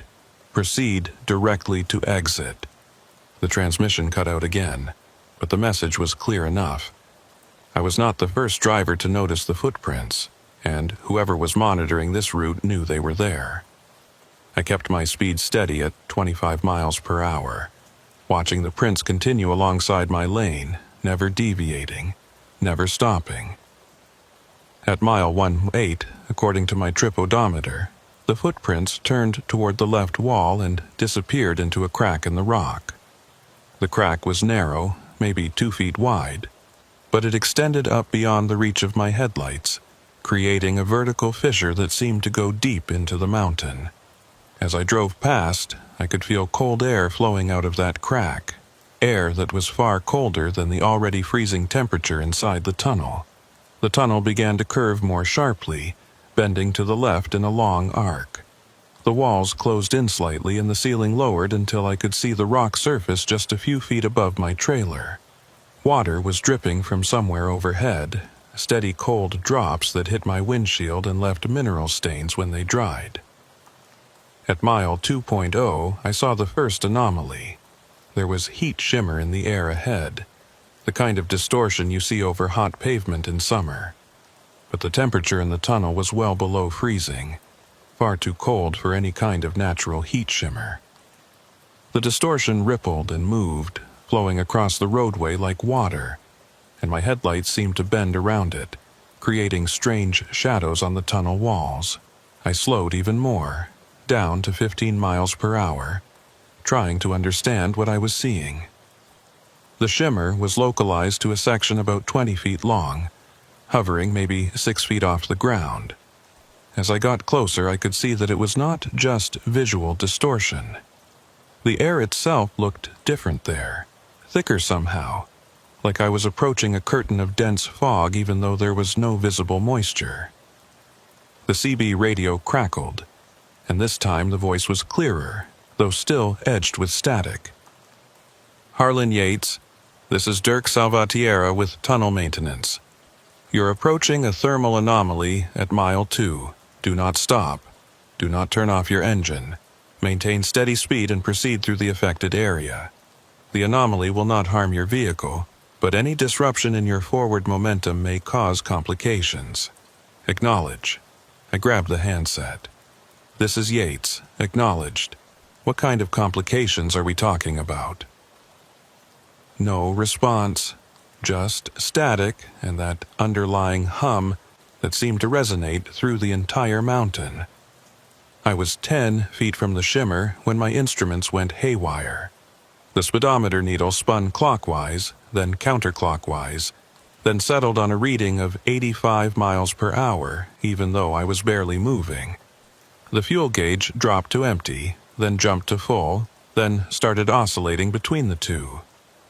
The temperature gauge climbed into the red zone, suggesting the engine was overheating, but I could hear the diesel running normally, felt no loss of power or unusual vibration. I entered the shimmer, and for a moment everything went wrong. The steering wheel turned ice cold under my hands, cold enough that I felt my skin sticking to the plastic. The windshield fogged over instantly, completely opaque, leaving me driving blind.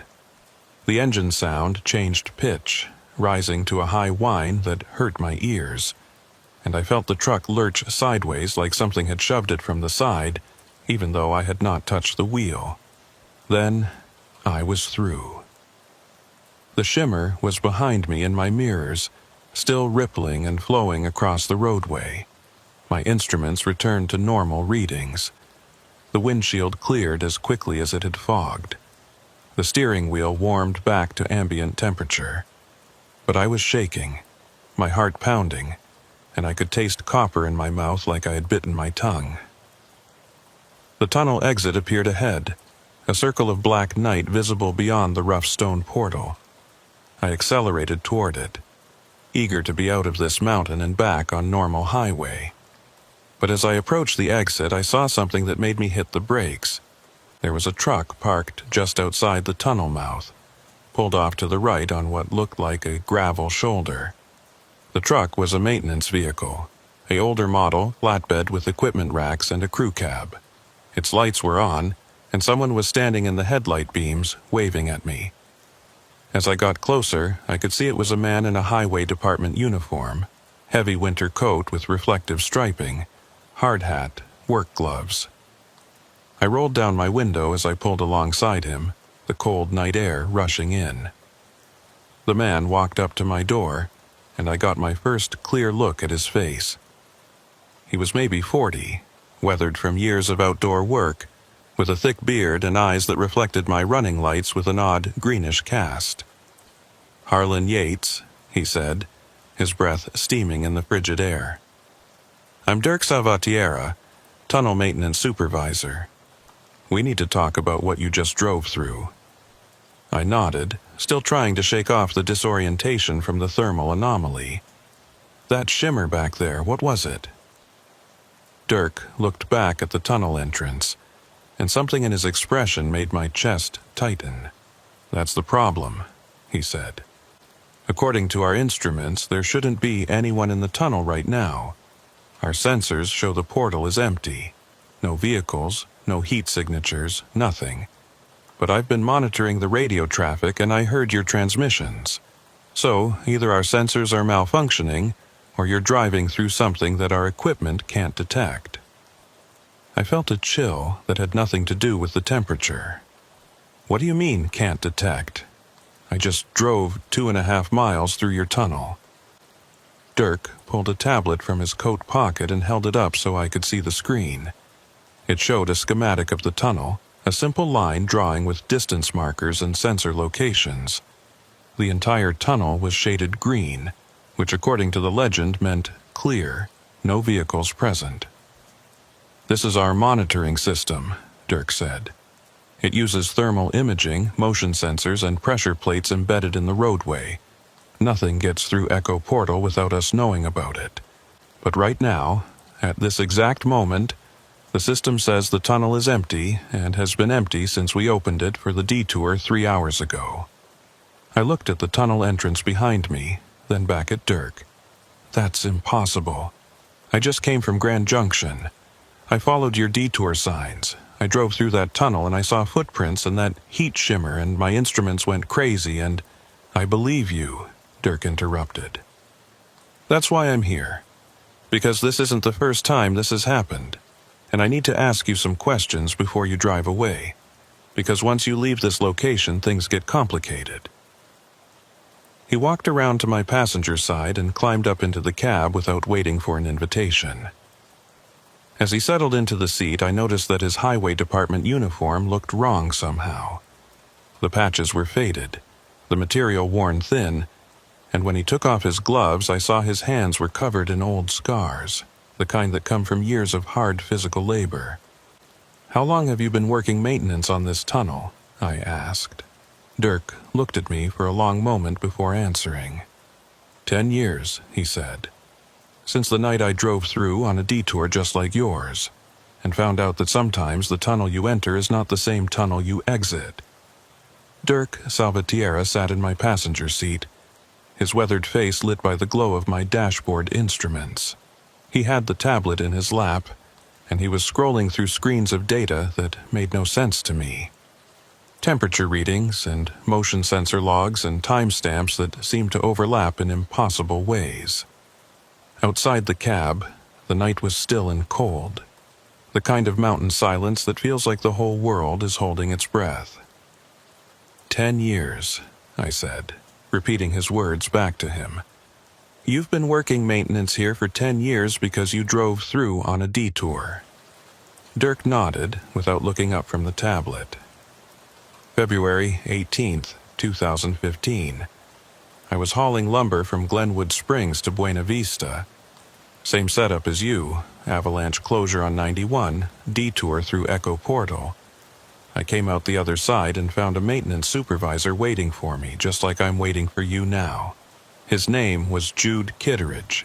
He told me the same thing I'm about to tell you, that I had driven through something that shouldn't exist, and that from now on, I was part of the maintenance crew whether I wanted to be or not. I felt my hands tighten on the steering wheel. That's insane. You can't just conscript someone into working a tunnel because they drove through it. "You're right," Dirk said, finally looking at me. "It is insane, but it's also true. Here's what's going to happen, Harlan. You're going to drive away from here, deliver your load to Leadville, go home to wherever home is, and live your normal life. But once a month, maybe twice a month, you're going to get a message on your CB radio, Channel 9, usually late at night. The message will tell you that Echo Portal needs maintenance, and you'll drive here and spend a few hours checking sensors and recording data and walking the tunnel with a flashlight. And you'll do it because something inside you will know that if you don't, the tunnel stops being maintained. And when tunnels like this stop being maintained, they start doing things. What kind of things? I asked. Dirk pointed at the tablet screen. See these temperature readings? The tunnel is supposed to maintain a constant 45 degrees Fahrenheit year-round. That's standard for mountain tunnels this deep, insulated by thousands of feet of rock. But Echo Portal doesn't follow standard physics. The temperature inside fluctuates wildly, dropping to minus 40 in some sections, jumping to over 100 in others. The thermal anomaly you drove through registers at 240 degrees on our sensors, hot enough to melt asphalt, but the road surface is always intact when we check it physically. He swiped to another screen. Motion sensors. We have them installed every 100 feet throughout the tunnel.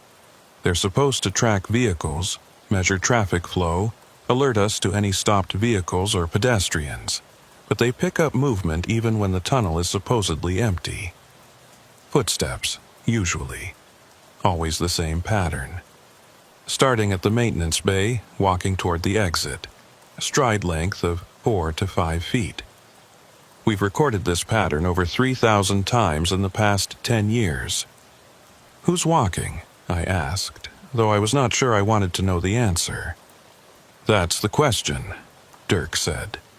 Jude thought they were residual echoes, fragments of people who had been in the tunnel back when it was in active use. 1952 to 1962, those were the operational years. Highway Department records show that Echo Portal was built as a shortcut for mining traffic, but it was closed after only a decade because of, quote, structural concerns and anomalous maintenance requirements. Reading between the lines, the tunnel started exhibiting the same weird properties back then that it shows now, and rather than try to fix it, they just closed it and built a longer route around the mountain. But it's open now, I said. You're using it as a detour route.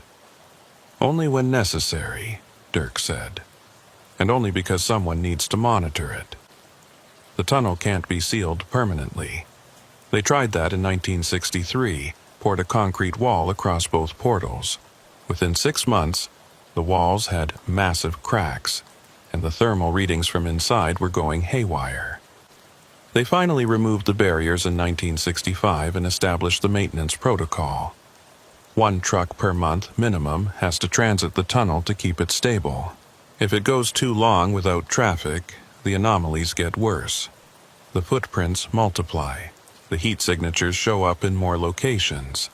And eventually, the things that make the footprints start appearing in other tunnels, other roads, spreading out from Echo Portal like an infection.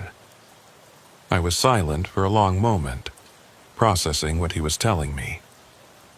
It sounded like the plot of a bad horror movie.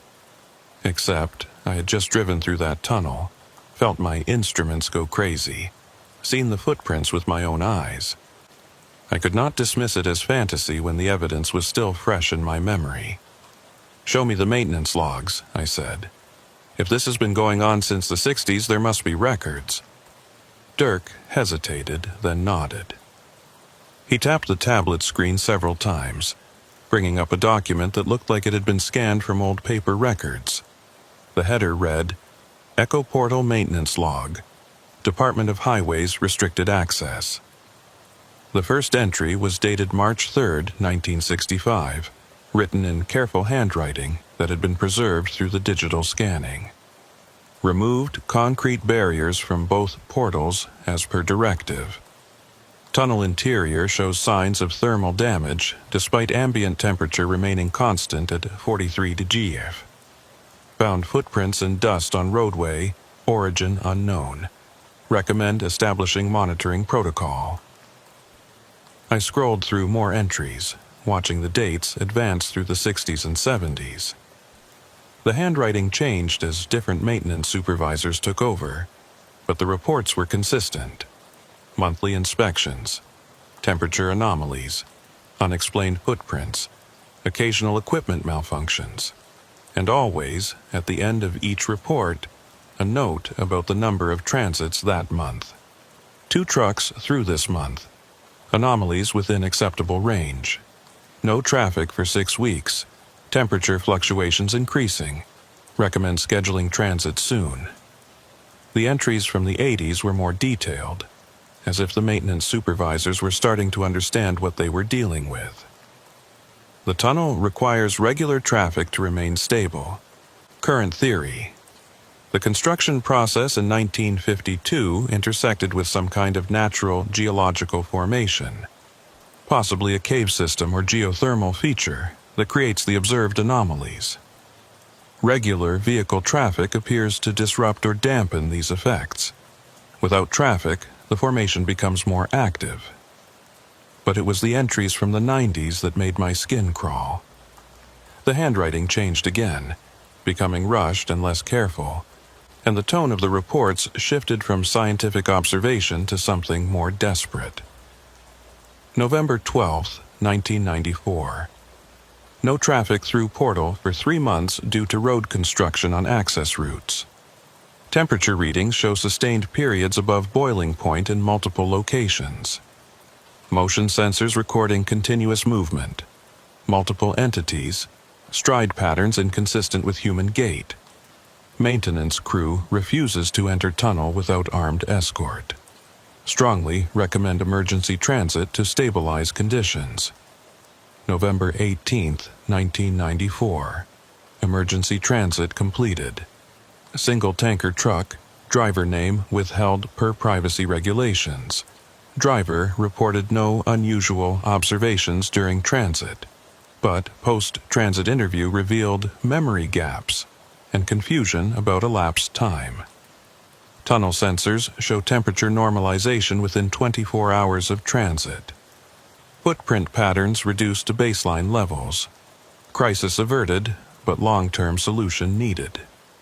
December 2, 1994.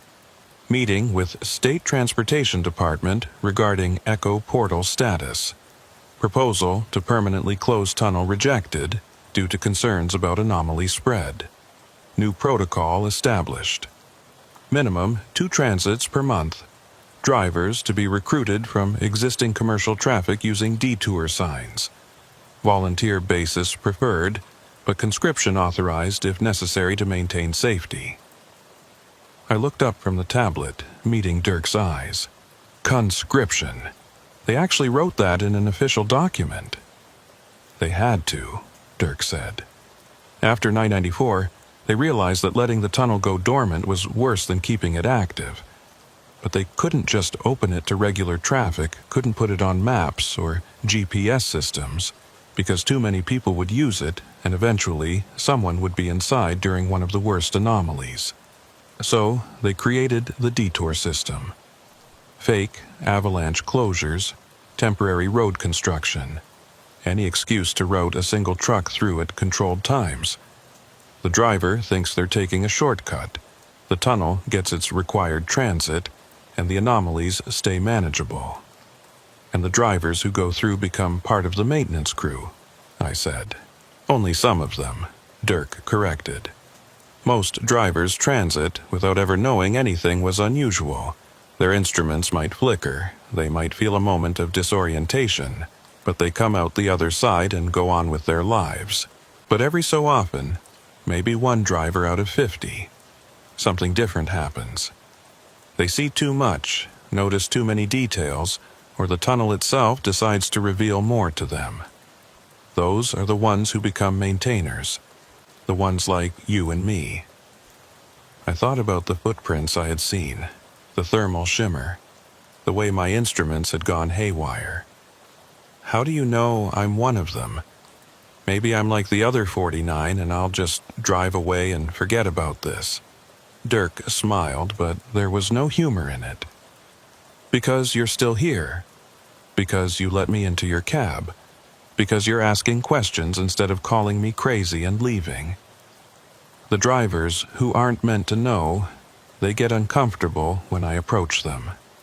They make excuses, they drive away, and by the next morning they've convinced themselves that nothing unusual happened.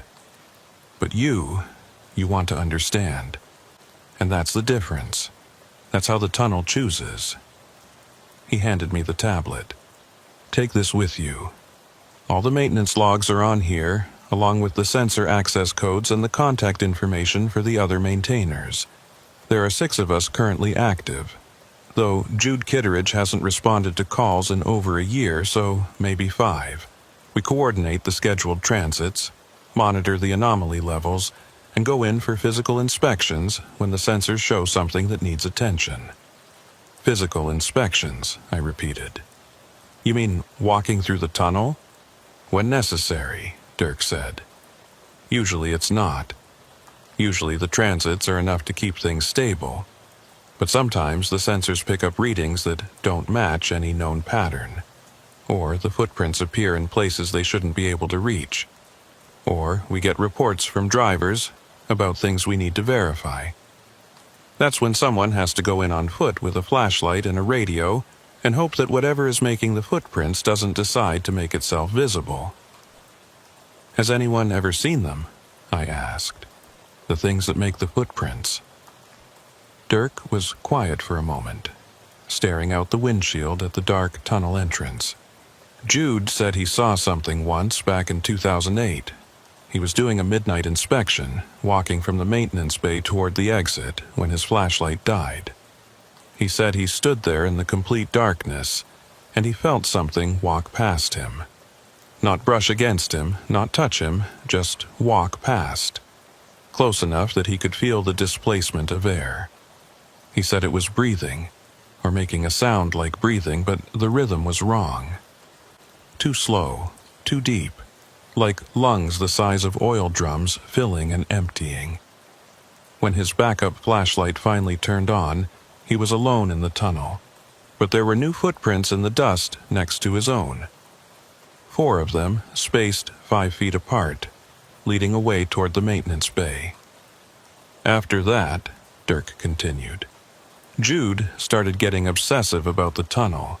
He would come out here 3-4 times a week, running inspections that didn't need to be done, staring at the sensor readings like they held some kind of secret message. He started talking about the tunnel like it was alive, like it had intentions and desires. Last time I saw him was January of last year. He said he had figured out what the tunnel wanted, and he was going to give it to him. Then he drove into Echo Portal at 2 in the morning, and nobody's seen him since. His truck never came out the other side. The sensors say the tunnel is empty, but sometimes, late at night, the motion detectors pick up movement in the maintenance bay, and the stride pattern matches human gait perfectly. No anomalous spacing, just someone walking back and forth like they're waiting for something. I felt a chill run through me that had nothing to do with the cold air coming through my open window. You think he's still in there? I think something that used to be him is still in there, Dirk said. Whether it's an echo or a ghost or something else, I don't know.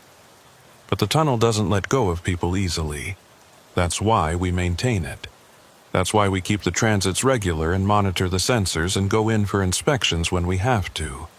Because if we stop, if we let it go dormant again, then whatever happened to Jude might start happening to other people, in other tunnels, on other roads. He reached for the door handle, preparing to climb down from my cab. You'll get your first call in about 3 weeks. Channel 9, late night, probably when you're halfway through some other run. The voice will tell you that Echo Portal needs a transit, and you'll know to come here. Bring a notebook, start keeping your own logs. And whatever you do, don't go into the maintenance bay. That's where Jude always said the footprints started, and that's where they always lead back to. Something in there is watching, and the more attention you give it, the more interested it becomes in you. Dirk climbed down from the cab and closed the door. Through my window, he gave me a small wave, then walked back to his maintenance truck. I watched him drive away, his taillights disappearing around a curve in the mountain road, leaving me alone with my idling engine and the dark tunnel entrance behind me.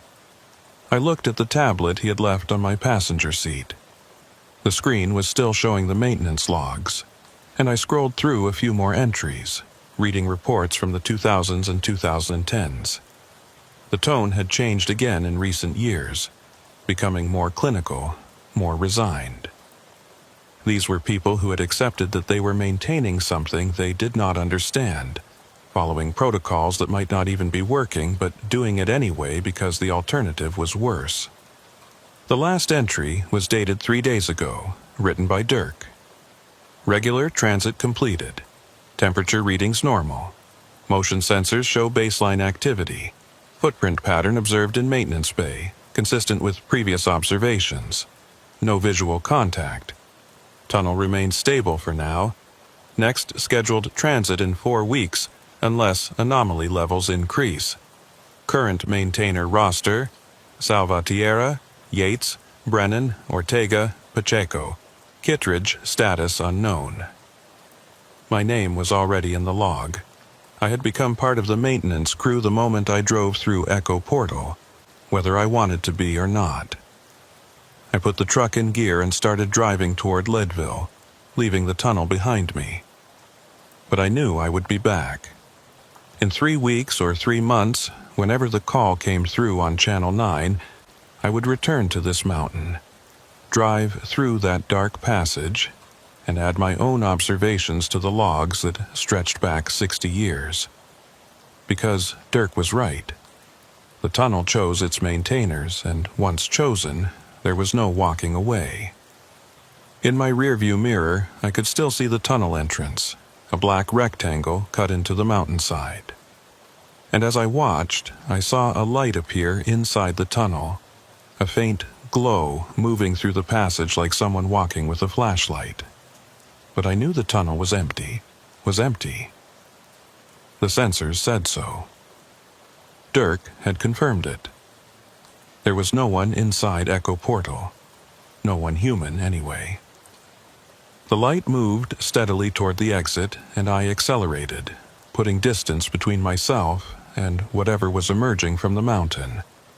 I did not look back again until I was 5 miles down the road, and by then, the tunnel was out of sight, hidden by the curve of the mountain and the darkness of the Colorado night. But I could still feel it back there, breathing in its slow, impossible rhythm, waiting for the next transit, waiting for the next maintainer to accept their role in keeping it stable.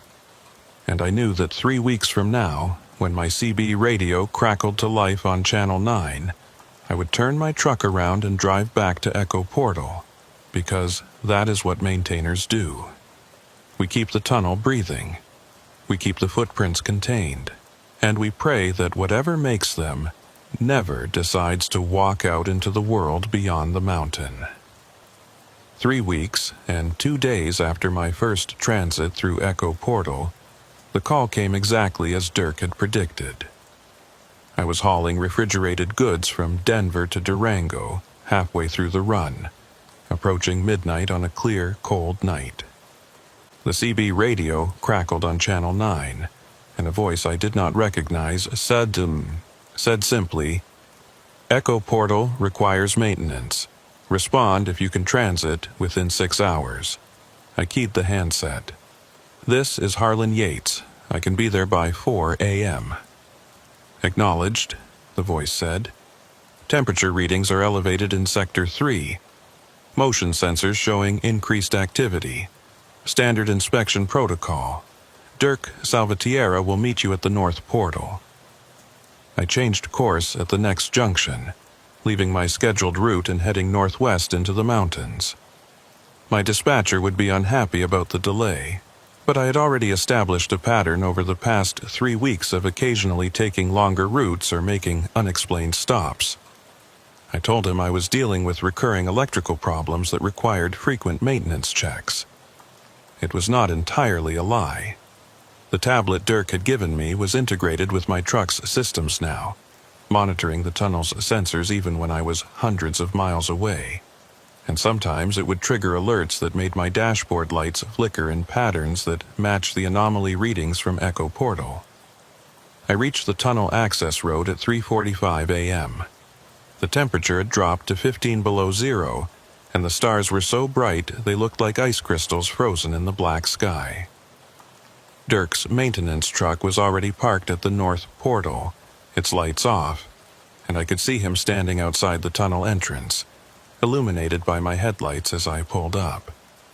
I climbed down from my cab, the cold hitting me like a physical blow. Dirk handed me a heavy parka with highway department patches and a hard hat with a mounted LED lamp. "Sector 3 is the maintenance bay area," he said, without preamble. Temperature readings spiked to 180 degrees about 2 hours ago, then dropped back to normal. But the motion sensors are showing continuous activity, and there's a new footprint pattern we haven't seen before. Smaller prints, human-sized, starting from the maintenance access door and leading into the main tunnel. "You said not to go into the maintenance bay," I reminded him. "I said not to go in alone and not to give it too much attention," Dirk corrected. "But if something is coming out of the bay and walking into the tunnel, we need to document it. That's new behavior, and new behavior means the tunnel is changing. We go in together, we stay on the main roadway, and we don't open any doors. Understood?" I nodded, pulling on the parka and adjusting the hard hat. Dirk handed me a radio clipped to a shoulder harness, a digital camera, and a clipboard with blank inspection forms. "Standard protocol," he said. "We walk in, document what we see, take temperature readings at marked intervals, and walk out. The whole inspection should take 90 minutes, maybe 2 hours. We don't stop except to record data.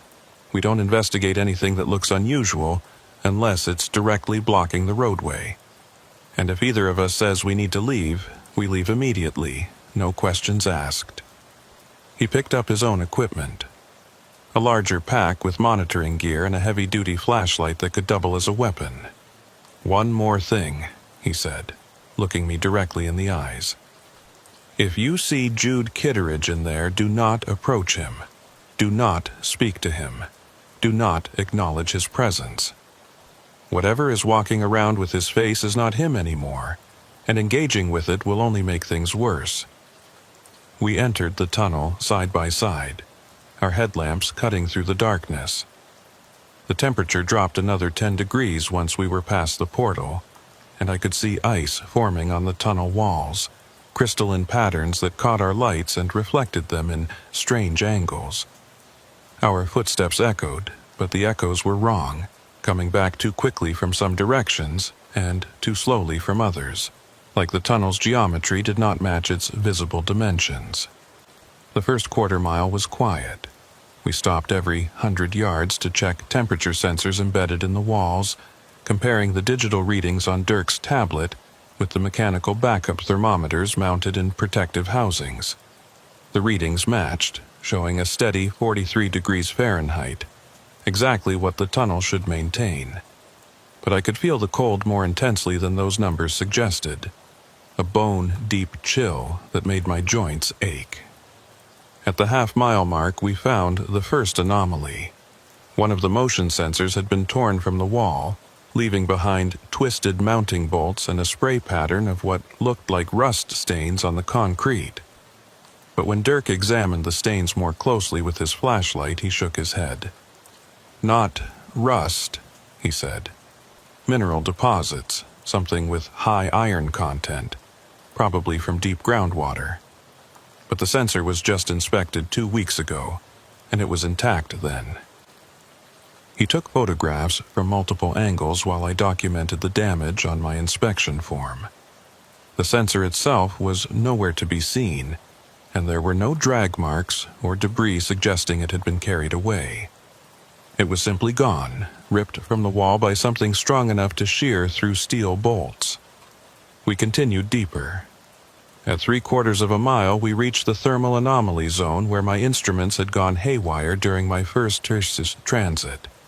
This time, on foot, the effect was different.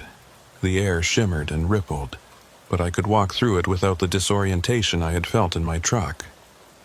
Instead, I experienced a sensation of movement, like the air itself was flowing past me in currents that had nothing to do with ventilation or wind. Dirk's tablet showed temperature readings of 240 degrees in the center of the affected area, but I felt no heat, just that sense of invisible currents pulling at my clothes and making the hairs on my neck stand up. "It's getting stronger," Dirk muttered, recording the readings. "Last month, this zone was 50 yards long. Now it's closer to 80 yards, and the temperature peak is higher. Whatever geological formation is causing this, it's becoming more active." At mile 1-2, we reached the maintenance bay. The alcove was exactly as I remembered it from my first transit. A rectangular cutout in the tunnel wall with old equipment scattered around, and the metal access door set into the back wall. But now there was something new. The door was open, just a crack, maybe 6 inches, and pale light was leaking through the gap. Not electric light, not the warm glow of work lamps, but something cold and greenish like bioluminescence or foxfire. Dirk stopped at the edge of the bay, holding up a hand to keep me from advancing further. He pulled out his tablet and checked the sensor readings. "Motion detector shows activity inside the access corridor," he said quietly. "Something moving, consistent pattern, back and forth like pacing. But the thermal imaging shows nothing. No heat signature, no body temperature, just ambient stone temperature of 48 degrees. How can something be moving without producing heat?" I asked. "It can't," Dirk said. "Not if it's alive in any conventional sense. But the footprints are there, look." He pointed his flashlight at the floor of the bay, and I saw them clearly. Boot prints in the dust, fresh enough that the edges were sharp, leading from the access door out onto the main roadway. The prints were smaller than the anomalous ones I had seen during my first transit. These were normal-sized, maybe a man's size 10 or 11. And they led directly out of the bay, crossed the roadway, and stopped at the opposite wall, where they simply ended as if the person making them had walked directly into solid stone. Dirk took photographs while I measured the prints and recorded their dimensions. The tread pattern was distinctive, a work boot with a grid pattern that looked like it belonged to heavy-duty hiking or construction footwear. I had seen that pattern before, though I could not immediately place where. "We need to check the access corridor," Dirk said, though I could hear the reluctance in his voice. "New protocol. If there's evidence of movement inside the maintenance areas, we document it. We don't have to go in deep, just far enough to see what's beyond the door." He approached the metal door slowly, keeping his flashlight trained on the gap. I followed, my heart pounding, every instinct telling me this was a bad idea.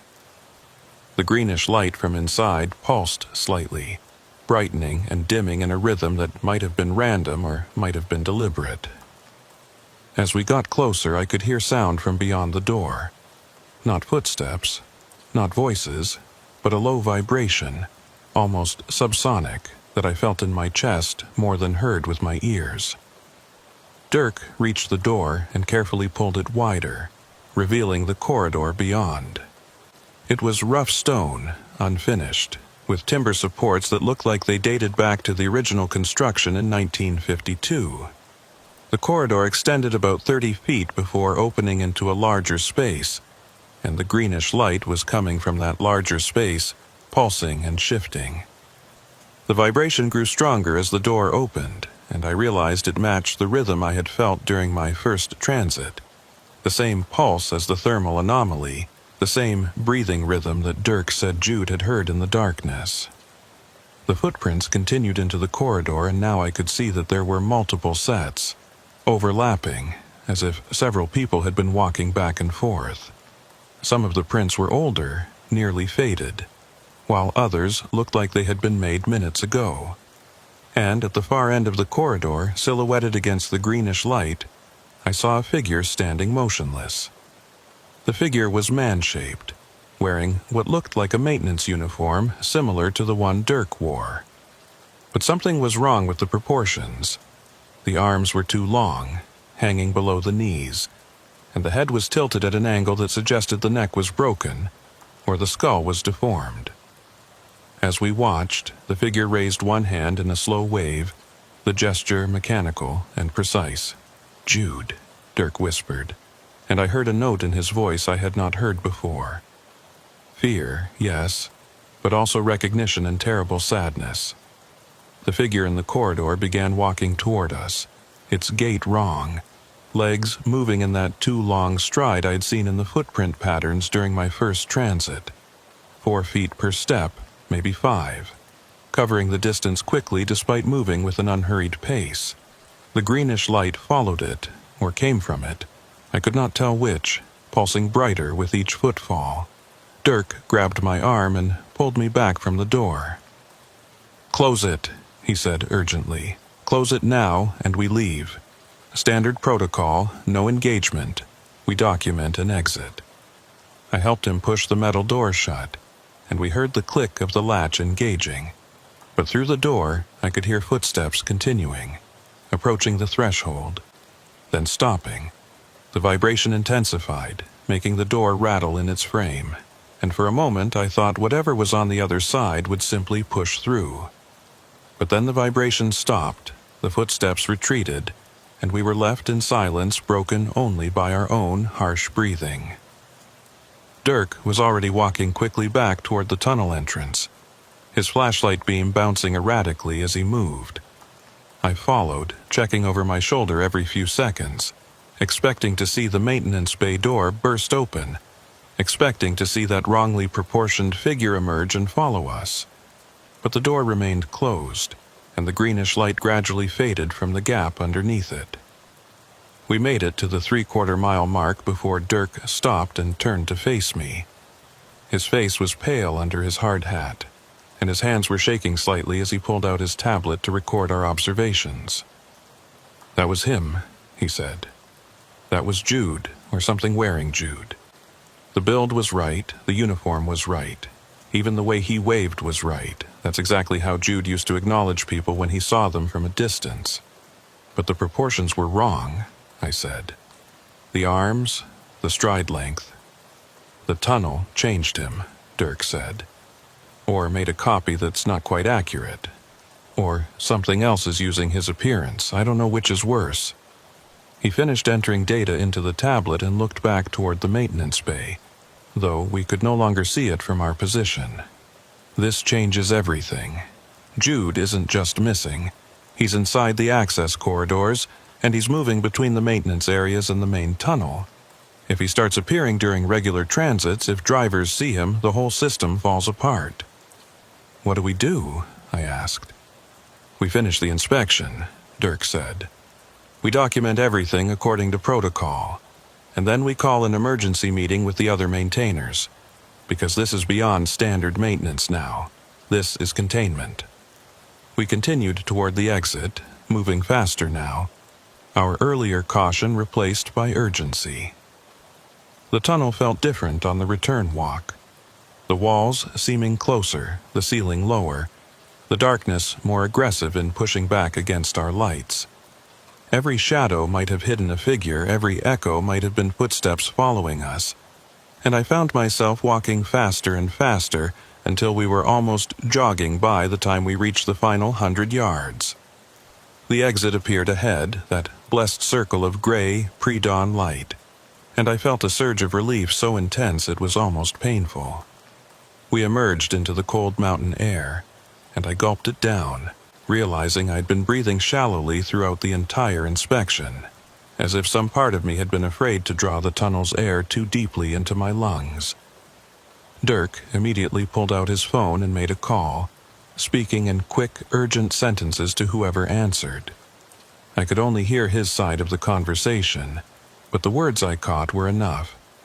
Active mischievous manifestation, access corridor, visual confirmation, need meeting within 24 hours.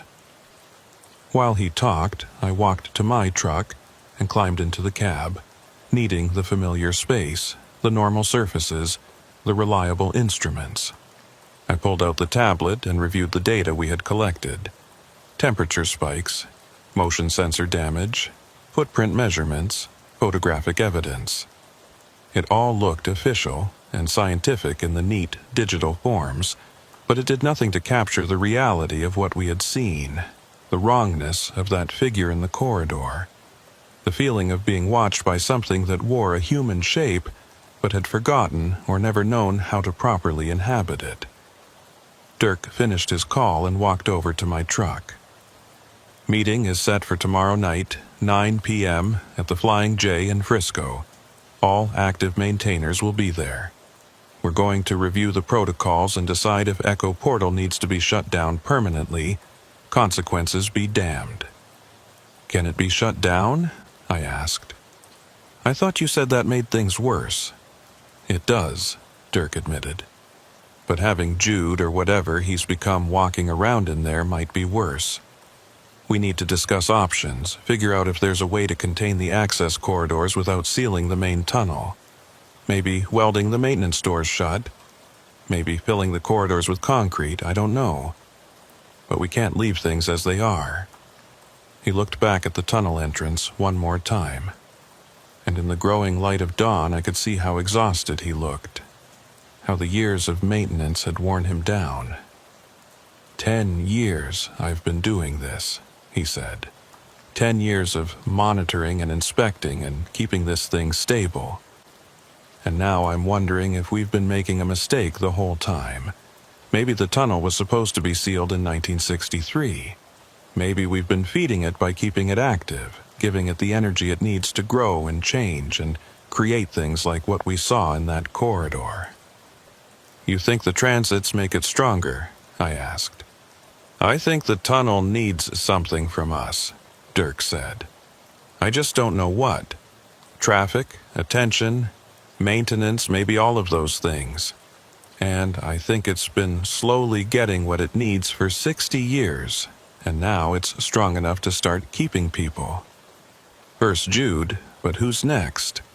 How many more transits before another maintainer goes missing?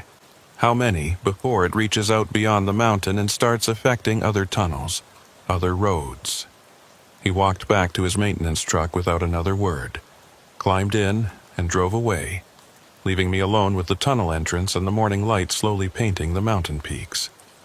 I sat in my cab for a long time, staring at that dark opening in the rock, thinking about what I had seen in the access corridor. The figure had waved at us, a simple gesture, friendly almost, if you ignored the wrong proportions and the impossible stride. But I kept thinking about that wave, about how precise it was, how deliberate. It was not a threat, it was not a warning, it was an invitation.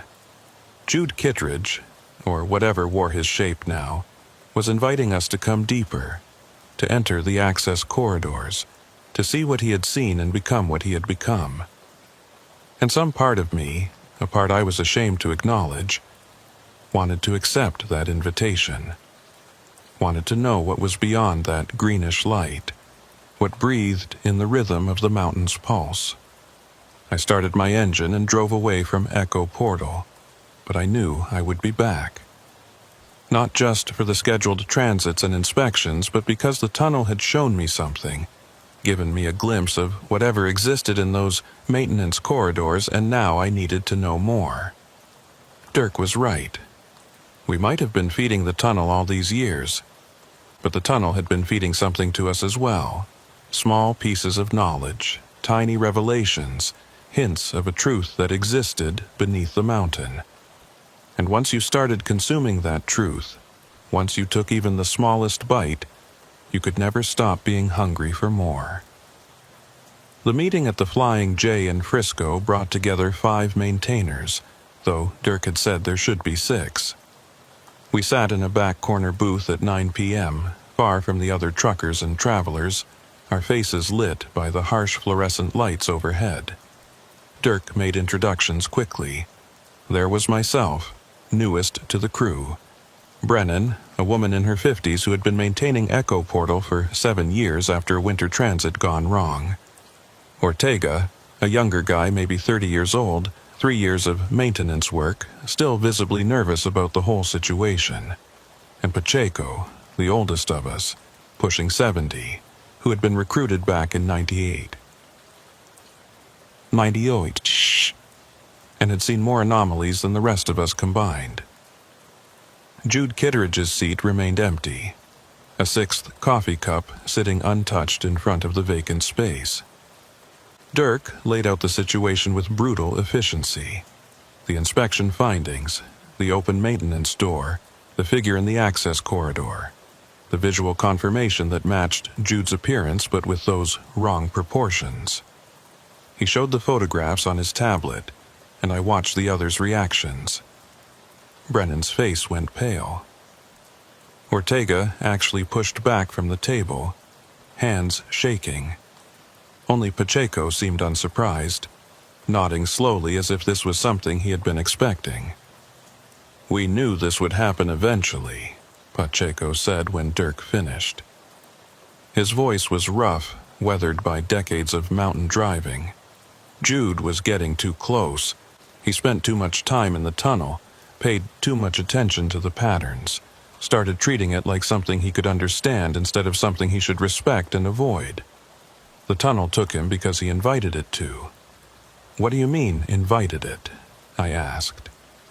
Pacheco leaned back in the booth, his coffee untouched. "The tunnel operates on attention. The more you focus on it, the more you try to understand it, the more it reveals itself to you. That's how it recruits maintainers in the first place. Most drivers pass through and forget. But some of us notice too much, ask too many questions, and then we're hooked. We become part of the maintenance crew because we can't let it go." Jude took that further than anyone should. He started keeping his own logs, separate from the official records. He would go into the tunnel during off hours, sometimes spending 12 hours straight walking the passages, taking readings, mapping the access corridors. "I didn't know there were multiple access corridors," Brennan said. "There are at least 7 that we know of," Pacheco replied. "One at the maintenance bay, which is the only one we monitor regularly. But there are others at various points throughout the tunnel, hidden behind panels or concealed in shadow alcoves." Jude found them over the years, marked them in his private logs. He believed they formed a network, a system of passages that extended deep into the mountain, possibly connecting to natural cave formations or old mining shafts from before the tunnel was built. Dirk was staring at Pacheco with an expression I could not quite read. "You knew about this. About Jude's private investigation. Why didn't you report it?" "Because I understood what he was doing," Pacheco said. "Same thing all of us are doing, just more intensive. Trying to figure out what we're maintaining, what we're feeding with our transits and inspections. The official logs treat Echo Portal like a standard infrastructure problem, temperature anomalies and sensor malfunctions. But you've all felt it. You know there's something else going on, something the reports don't capture." He pulled out a worn notebook from his jacket pocket and laid it on the table. The cover was stained and dog-eared, filled with handwritten notes and sketches. "Jude gave me this 3 months before he disappeared. Said it was his backup copy, in case something happened to him. He made me promise I would only share it if he didn't come back, and that I would make sure whoever read it understood the risks of knowing too much." Dirk reached for the notebook, but Pacheco held it back. "Before you look at this, you need to understand something. The tunnel is not a passive thing. It's not just a geological formation that happens to produce weird readings. It responds to observation. The more we study it, the more we try to document and understand it, the more active it becomes. Jude's theory was that the tunnel is some kind of interface, a place where our reality intersects with something else, and our attention is what powers that intersection. Every transit, every inspection, every moment of focused observation feeds energy into the interface and makes it stronger. "That's insane," Ortega said, but his voice lacked conviction. "Is it?" Pacheco asked.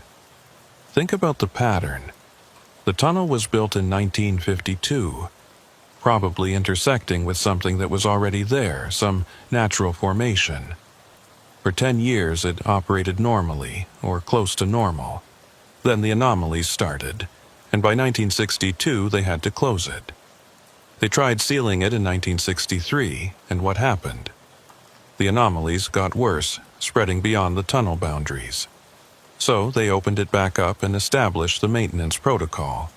Regular transits, minimal but consistent traffic, just enough attention to keep things stable but not so much that it grows out of control. And for 60 years that worked, until Jude decided to really pay attention, to study the tunnel seriously, and now look what's happened." He pushed the notebook across the table to Dirk. "His last entries are in there, the ones he wrote just before he went in that final time. Read them, and then tell me if you still think we should keep maintaining this tunnel, or if maybe we should walk away and let whatever wants to happen, happen." Dirk opened the notebook to the last pages. I could see Jude's handwriting, smaller and more cramped than in the earlier entries, as if he had been writing quickly or under stress. Dirk read silently for a long moment, his expression growing darker. Then he began reading aloud so the rest of us could hear. January 14th, 2024. I've been inside the access corridors for 6 hours now, deeper than I've ever gone before. The main maintenance corridor extends approximately 800 feet into the mountain before branching into 3 separate passages. I've designated them Alpha, Beta, and Gamma. Alpha leads upward at a 15-degree incline, possibly toward the mountain peak. Beta continues roughly horizontal, following what might be a natural fault line. Gamma descends sharply, dropping at least 200 feet over a 300-foot distance. The temperature in the corridors is constant at 62 degrees, warmer than the main tunnel. The air quality is good, no gas buildup or oxygen depletion that I can detect. But there's something else in the air, something I can taste on my tongue like copper or ozone. The vibration I've felt during previous visits is stronger here, almost painful, resonating in my chest and making it hard to breathe deeply.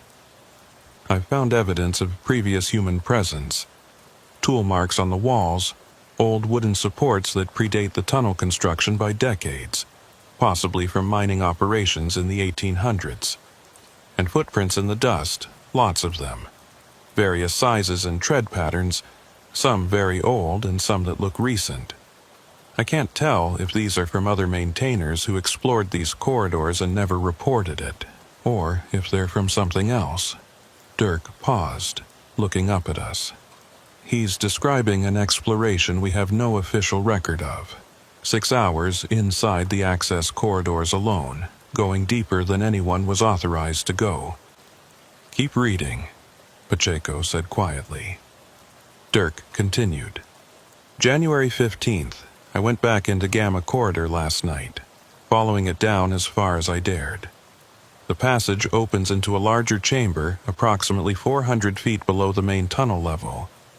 The chamber is natural, a limestone cavern with formations that suggest it's been here for thousands of years. But there are modifications, human-made structures integrated with the natural stone.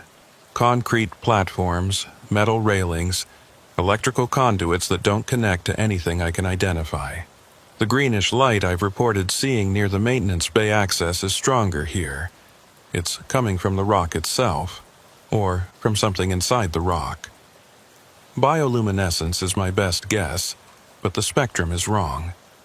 When I shine my flashlight on the glowing areas, they dim, as if they're sensitive to external light sources. And when I turn off my light and sit in the darkness, the glow intensifies and begins to pulse in that same rhythm I've been tracking, that slow, breathing pattern. I stayed in the chamber for 3 hours, just sitting and observing, and I started to understand something. The breathing isn't random, it's communicative. The pulses carry information, patterns within patterns, like a language or code. I don't have the tools to decode it properly, but I can feel the meaning, sense the intention behind it. The tunnel isn't trying to trap us or harm us. It's trying to show us something, teach us something, and the only way to learn is to go deeper, to spend more time in the presence of that pulsing light. Brennan interrupted. He's describing psychosis, hypoxia or carbon monoxide poisoning or something. You can't trust observations made in that state. Maybe, Dirk said, but there's more. He turned to the final entry. January 17th. This will be my last log entry before I go in for an extended stay. I've packed supplies for a week in the deep chamber. Water, food, batteries, extra equipment. I'm going to document the patterns fully, establish a proper baseline for the communication I've been sensing. The other maintainers won't understand this. They'll think I've lost perspective, become obsessed, but I haven't. I've just finally understood what we've been maintaining all these years. Echo Portal isn't a tunnel with anomalies. It's a doorway that we've been keeping partially open. Every transit, every inspection, every moment of attention we give it, we're preventing it from closing completely. And I think that's wrong. I think it needs to be allowed to open fully, to complete whatever process started when they blasted through the mountain in 1952 and accidentally intersected with that chamber below. The things that walk in the tunnel, the footprints with the wrong stride length, the figures that show up on motion sensors but not thermal imaging. Those aren't ghosts or echoes or anomalies. There's something trying to cross through the doorway, something that exists in the space on the other side. And they're not hostile. They're curious. They want to understand us as much as we want to understand them. The only way to establish communication is to meet them halfway, to go through the doorway and spend time on their side. I'm going to do that. I'm going down to the deep chamber, and I'm going to stay there until I understand what's happening, until I can communicate properly with whatever is producing that pulsing light. If I don't come back, it means I found something better on the other side. If I do come back, I'll have answers. Either way, don't come looking for me. Don't try to close the tunnel. Let it breathe. Let it become what it's trying to become. That's the real maintenance we should be doing, facilitating the transformation, not preventing it. Dirk closed the notebook and set it on the table. The silence in the booth was profound, broken only by the ambient noise of the truck stop around us, the muted conversations of other drivers, the hiss of the coffee maker, the distant rumble of engines. He went insane, Ortega said finally. Whatever he experienced in that chamber, it broke his mind and made him think he was communicating with something. Or he was right, I said, surprising myself with the words. What if he really was sensing something?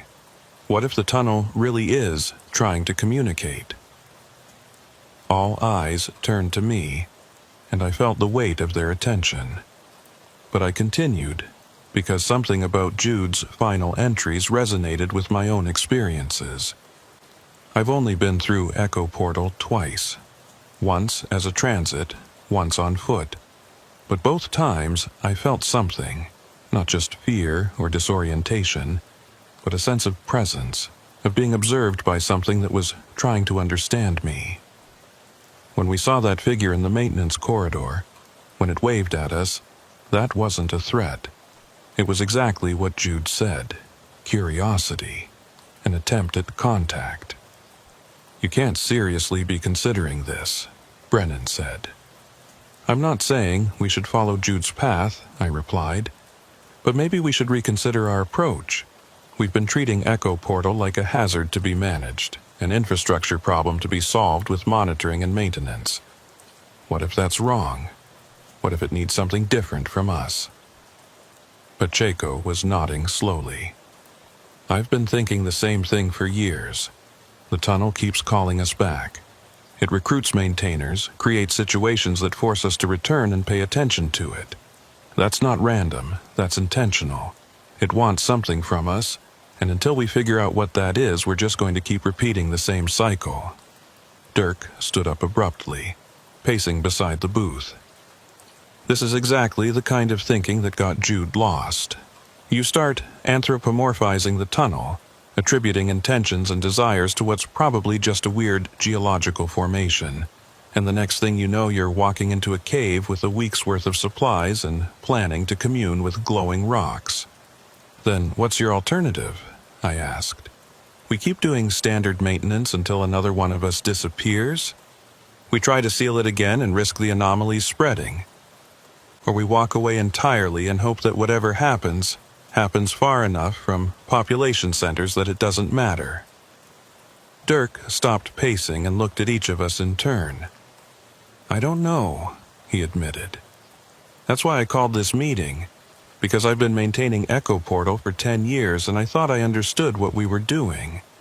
But after seeing Jude in that corridor, after reading his logs, I don't know anymore. Maybe he's right. Maybe we've been doing it wrong all along. There's one way to find out, Pacheco said. He was looking directly at me, and I felt a chill run down my spine.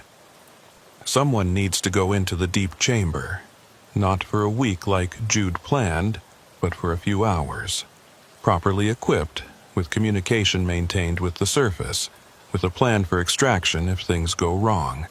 We need to verify what's down there, document it properly, and determine if there's really anything trying to communicate, or if it's just environmental effects causing hallucinations. That's a suicide mission, Brennan said flatly. It's a controlled investigation, Pacheco corrected. And it's necessary. We can't keep operating on assumptions and fear. We need data. Real observations from someone who's willing to go deep enough to get answers but disciplined enough to come back out. Why are you looking at me? I asked, though I already knew the answer. Because you're the newest, Pacheco said. You don't have years of accumulated fear and preconceptions. You felt the presence, acknowledged it, but you haven't built up defensive mechanisms against it. That makes you the best candidate to establish contact, if contact is possible. And if it's not possible, if there's nothing down there but toxic gas and hallucinations, you're the most likely to recognize that and abort the mission before you end up like Jude. I looked around the table at the other maintainers. Dirk was staring at his coffee, unwilling to meet my eyes. Brennan looked like she wanted to argue but could not find the words. Ortega was pale, clearly relieved that the attention was not on him. Only Pacheco met my gaze directly, and I saw in his eyes something I had not expected. Hope. He genuinely believed that going into the deep chamber might provide answers, might change our understanding of what we were dealing with. If I do this, I said slowly, I need guarantees. Full safety equipment, communication maintained at all times, and a rescue team ready to pull me out if I call for extraction. And I want access to all of Jude's logs, not just the final entries. Everything he documented about the access corridors and the deep chamber. Pacheco nodded. Agreed. We'll need a week to prepare. Gather the right equipment, establish a communication relay that can reach underground, brief you on everything Jude documented. The next scheduled maintenance window is in 6 days. We'll use that as our cover. Tell the official monitoring system that we're doing an extended inspection. I'll coordinate logistics, Dirk said, though his voice suggested he was not happy about the decision. But I want it on record that I think this is a mistake. We're not researchers. We're truck drivers who got recruited into maintaining something we don't understand. This is beyond our scope. It's been beyond our scope from the beginning, Pacheco said. We've just been pretending otherwise. The meeting broke up shortly after that, each of us heading back to our trucks and our regular routes. But we all knew we would be back at Echo Portal in 6 days, and that what happened there might change everything, or end everything, or reveal that there was nothing to change or end, just an empty chamber and the echoes of Jude's deteriorating mind. I spent the next 6 days running my normal loads, but I could not focus on the work. My mind kept drifting back to Jude's logs, to his description of the deep chamber and the pulsing light, to the idea that something beneath the mountain was trying to communicate across some fundamental barrier between realities. I told myself it was probably nothing, probably just gases or radiation or some other environmental factor that created hallucinations. But I could not shake the memory of that figure in the maintenance corridor, the way it had waved at us, the deliberate nature of that gesture. On the 6th night, I drove back to Echo Portal. The others were already there, Dirk's maintenance truck and Pacheco's rig parked outside the north portal. They had brought equipment, more than I expected. Climbing gear, rope, extra lights, oxygen sensors, carbon monoxide detectors, a portable ventilation fan, first aid supplies, and a communication setup that included a CB base station and a series of relay units that could be placed along the descent route. Pacheco handed me a climbing harness and a hard hat with multiple light sources. "We've been testing the relay system," he said. "It works down to about 500 feet, which should be deep enough to reach the chamber Jude described. Every 100 feet, you'll place one of these repeater units. They'll boost the signal and maintain the connection. If at any point you lose communication, you abort and come back up immediately. Understood?" I nodded, strapping on the harness and checking the equipment. Dirk gave me a radio tuned to our private frequency and I tested it, confirming I could hear his voice clearly. "Remember," he said, "you're not Jude. You don't have to understand everything or document everything. Your mission is simple. Get to the deep chamber, observe for 30 minutes, report what you see, and come back. No extended stays, no attempts at communication, just observation and extraction." "What if something tries to communicate with me?" I asked. Dirk was quiet for a moment. "Then you document it and report it. But you don't engage. You don't make promises or agreements. You just observe and come back.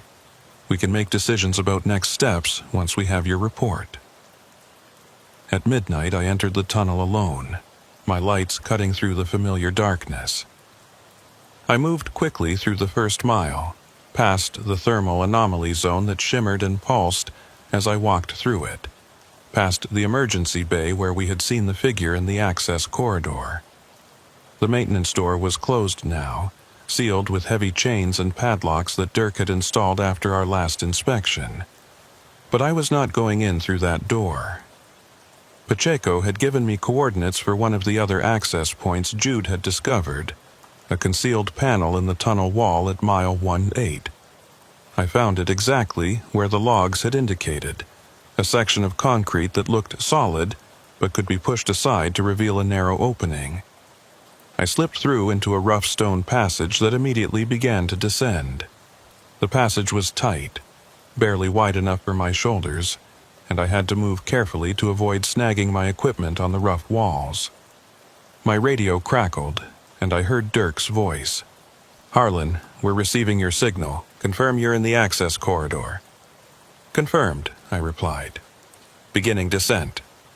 Placing first relay unit now." I attached the first repeater to the wall with adhesive mounts and continued down. The passage widened after about 50 feet, opening into a more natural tunnel that showed signs of old mining work. Tool marks, support timbers, rusted equipment abandoned decades ago. I placed relay units every 100 feet as instructed, testing the communication at each stop. Dirk's voice remained clear, reassuring me that the system was working. At 300 feet below the main tunnel, I reached the first branching point. 3 passages led off in different directions, exactly as Jude had described. Alpha rising toward the mountain peak, Beta continuing horizontally, Gamma descending sharply into the depths. I took Gamma, following Jude's path, using the rope to control my descent on the steep sections. The vibration that Pacheco and Jude had both described became noticeable around 400 feet. It started as a faint hum that I felt more than heard, then intensified into a physical sensation, a pulse that resonated in my chest and made my vision blur slightly with each beat.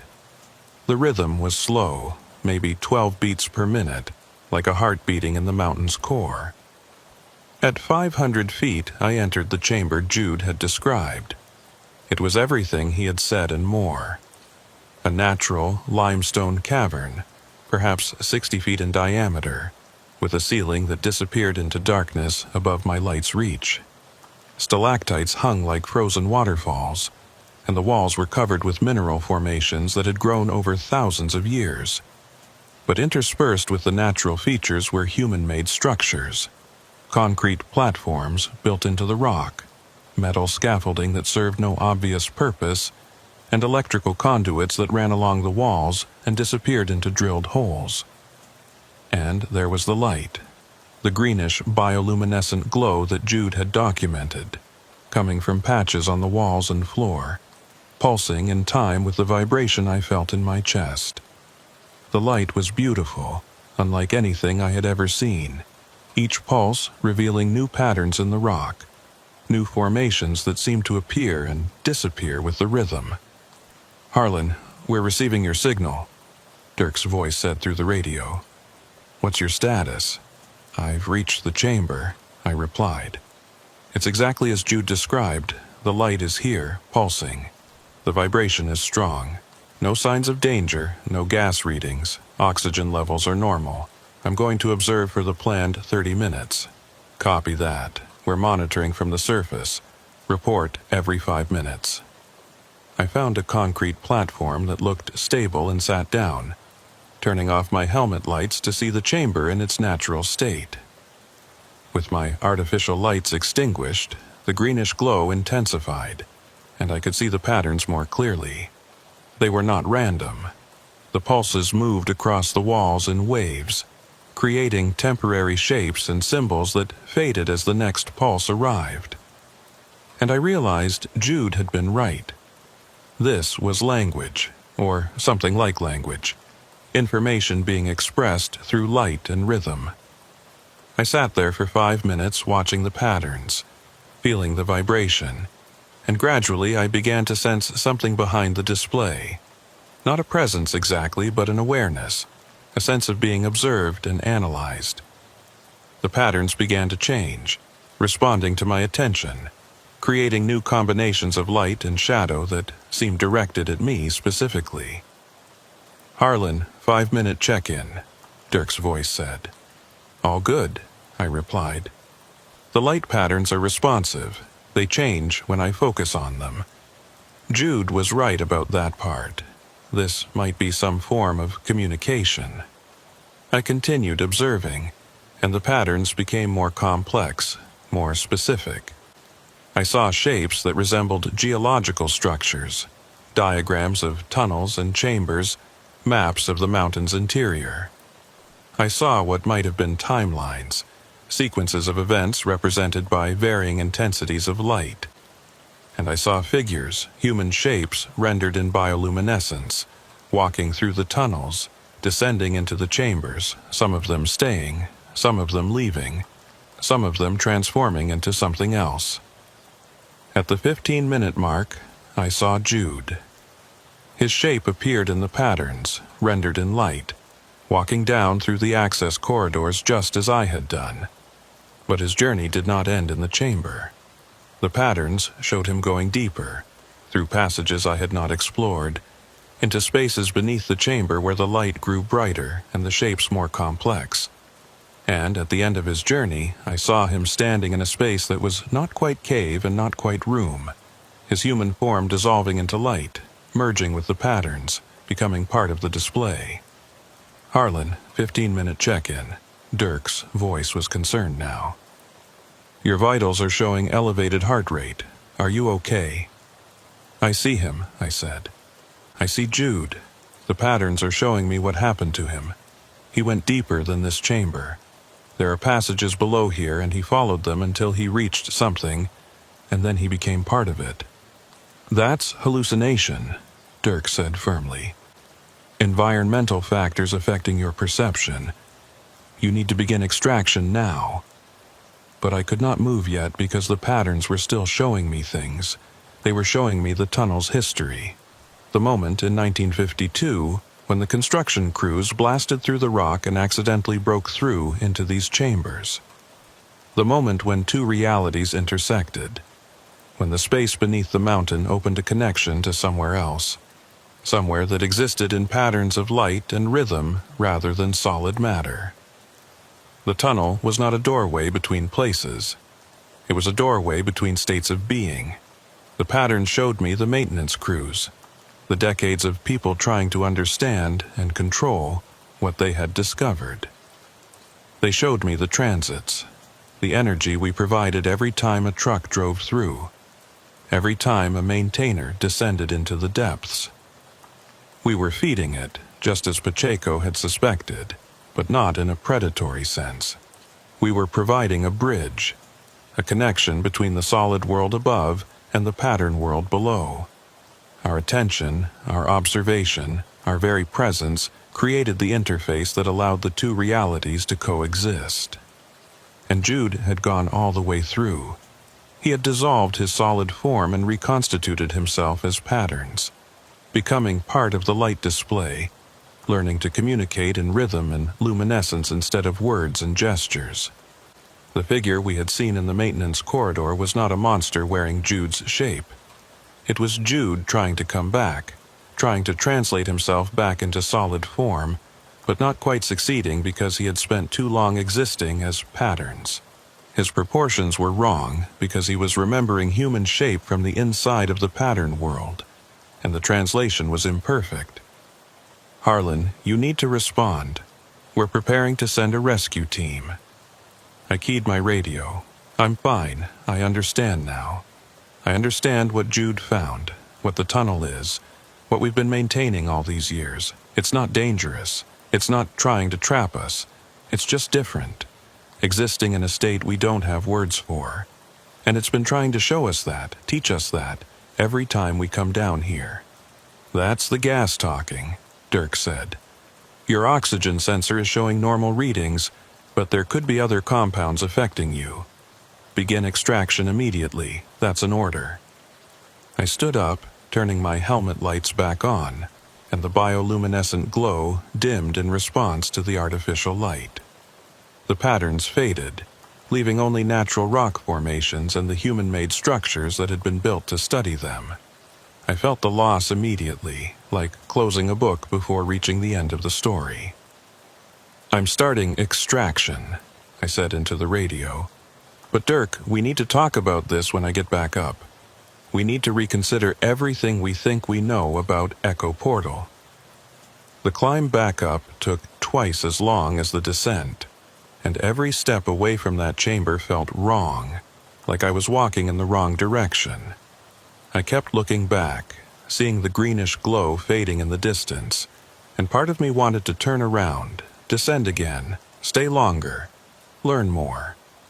But I forced myself to keep climbing, collecting the relay units as I passed them, maintaining communication with Dirk. When I finally emerged from the access corridor and stepped back into the main tunnel, I felt the temperature difference immediately. The chill of the mountain air versus the strange warmth of the chamber below. Dirk and Pacheco were waiting at the access point, and they grabbed me as soon as I appeared, checking me over with the urgency of people who had been genuinely worried. "Your radio transmission got strange toward the end," Dirk said. "You were talking about pattern worlds and translation and things that don't make sense. We thought we were losing you." "You weren't losing me," I said. "I was finding something, learning something. Whatever Jude discovered down there, it's real. It's not hallucination or gas or environmental effects. There's something beneath this mountain that exists in a completely different way than we do, and the tunnel is the interface between our existence and theirs. Pacheco was nodding, his weathered face showing something that might have been vindication. You saw the patterns, the light communication. I saw more than that, I said. I saw what happened to Jude.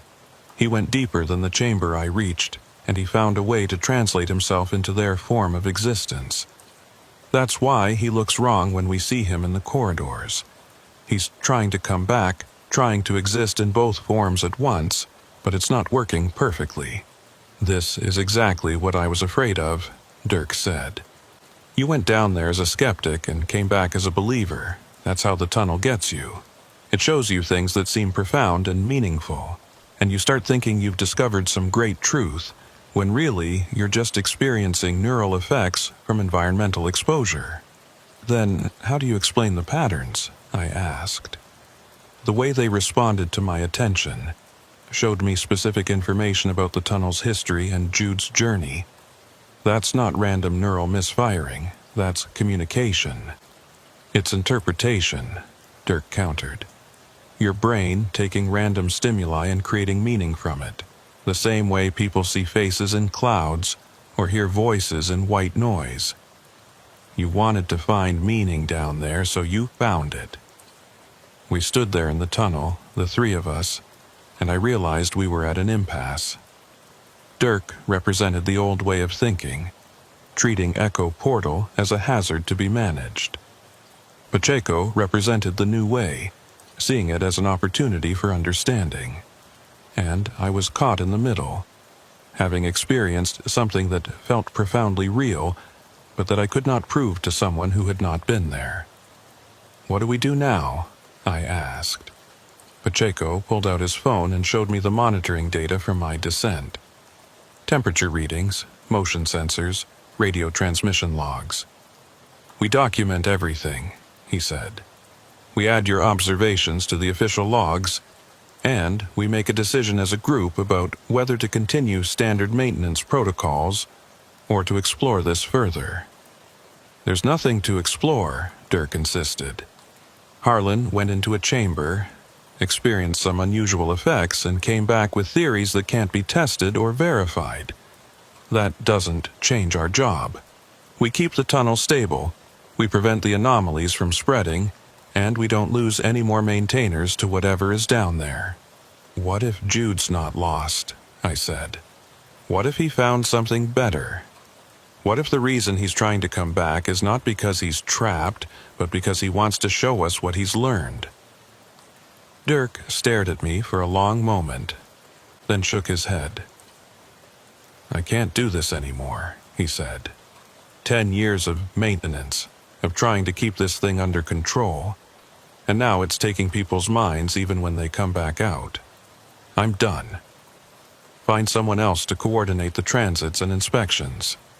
I'm out. He walked toward his maintenance truck without another word. Pacheco and I watched him go, and I felt a mix of understanding and disappointment.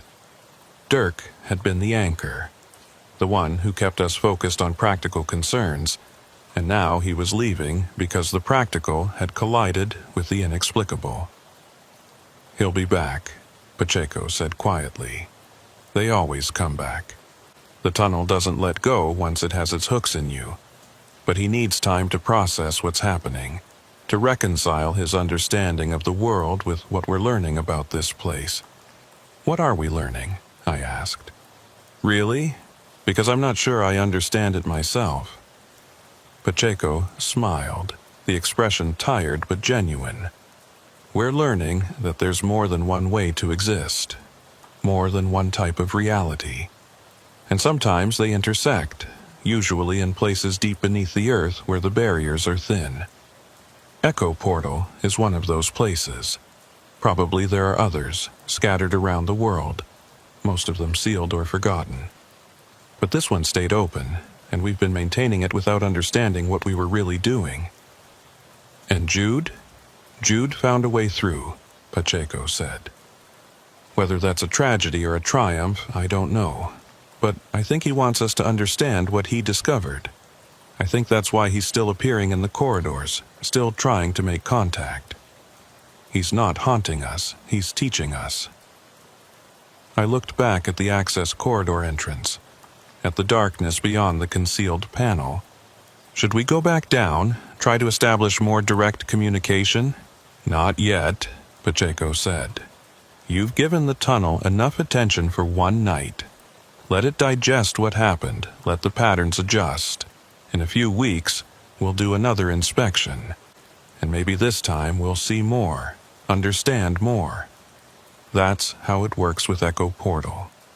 Slowly, gradually, layer by layer, it reveals itself to those patient enough to keep paying attention. We walked back to our trucks together, leaving the tunnel entrance behind. But I knew I would be back, probably sooner than a few weeks. The patterns I had seen in that chamber, the sense of something trying to communicate across an unbridgeable gap, had lodged themselves in my mind like a splinter. I could not stop thinking about them, could not stop wondering what other information they might convey if I just spent more time observing, more time learning their language. As I drove away from Echo Portal that night, heading back toward normal highways and normal loads, I kept my radio tuned to Channel 9. Waiting for the call that would inevitably come, the message that would tell me the tunnel needed maintenance, needed attention, needed someone to descend into the depths and witness the patterns once more. Because that was my role now. Not just a maintainer, but a witness.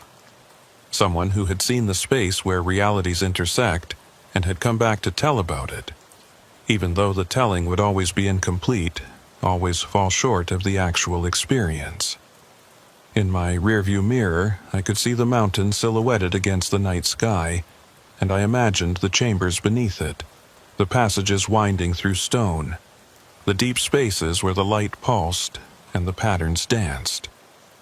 Somewhere in those spaces, Jude existed in a form that was no longer entirely human, trying to bridge the gap between what he had been and what he had become, and somewhere in those same spaces, something else existed too. Something that had been there long before the tunnel was built, long before humans ever walked these mountains. Something that was patient and curious and willing to teach, if only we were willing to learn in return. I drove through the night, but I never really left Echo Portal behind. It stayed with me, a presence at the edge of my awareness, breathing its slow rhythm, pulsing its greenish light, waiting for my return, because that was the truth that Dirk could not accept, and that Pacheco had understood all along. Once you descended into those chambers, once you witnessed the patterns and felt the vibration and understood even a fraction of what was being offered, you were changed. Not lost, not trapped, but fundamentally altered in ways that could not be undone. And sooner or later, you would answer the call to go back down, to learn more, to understand more, to eventually make the same choice that Jude had made, to step through the interface and become something new, something that existed in both realities at once, a bridge between the solid world and the pattern world. I did not know if I would make that choice. Not yet. But I knew I would have the opportunity, probably many times over the years ahead. And each time it would become a little harder to say no, a little more tempting to take that final step and see what existed on the other side. Echo Portal was not just a tunnel through a mountain. It was a question that the mountain itself was asking. And all of us who maintained it, who descended into its depths, who witnessed its patterns, we were all moving slowly, inevitably, toward the moment when we would finally answer that question with our own transformation. The road stretched ahead of me, dark and empty, and I drove on through the Colorado night, carrying the mountain's question with me, knowing that someday, perhaps soon, I would return with my answer.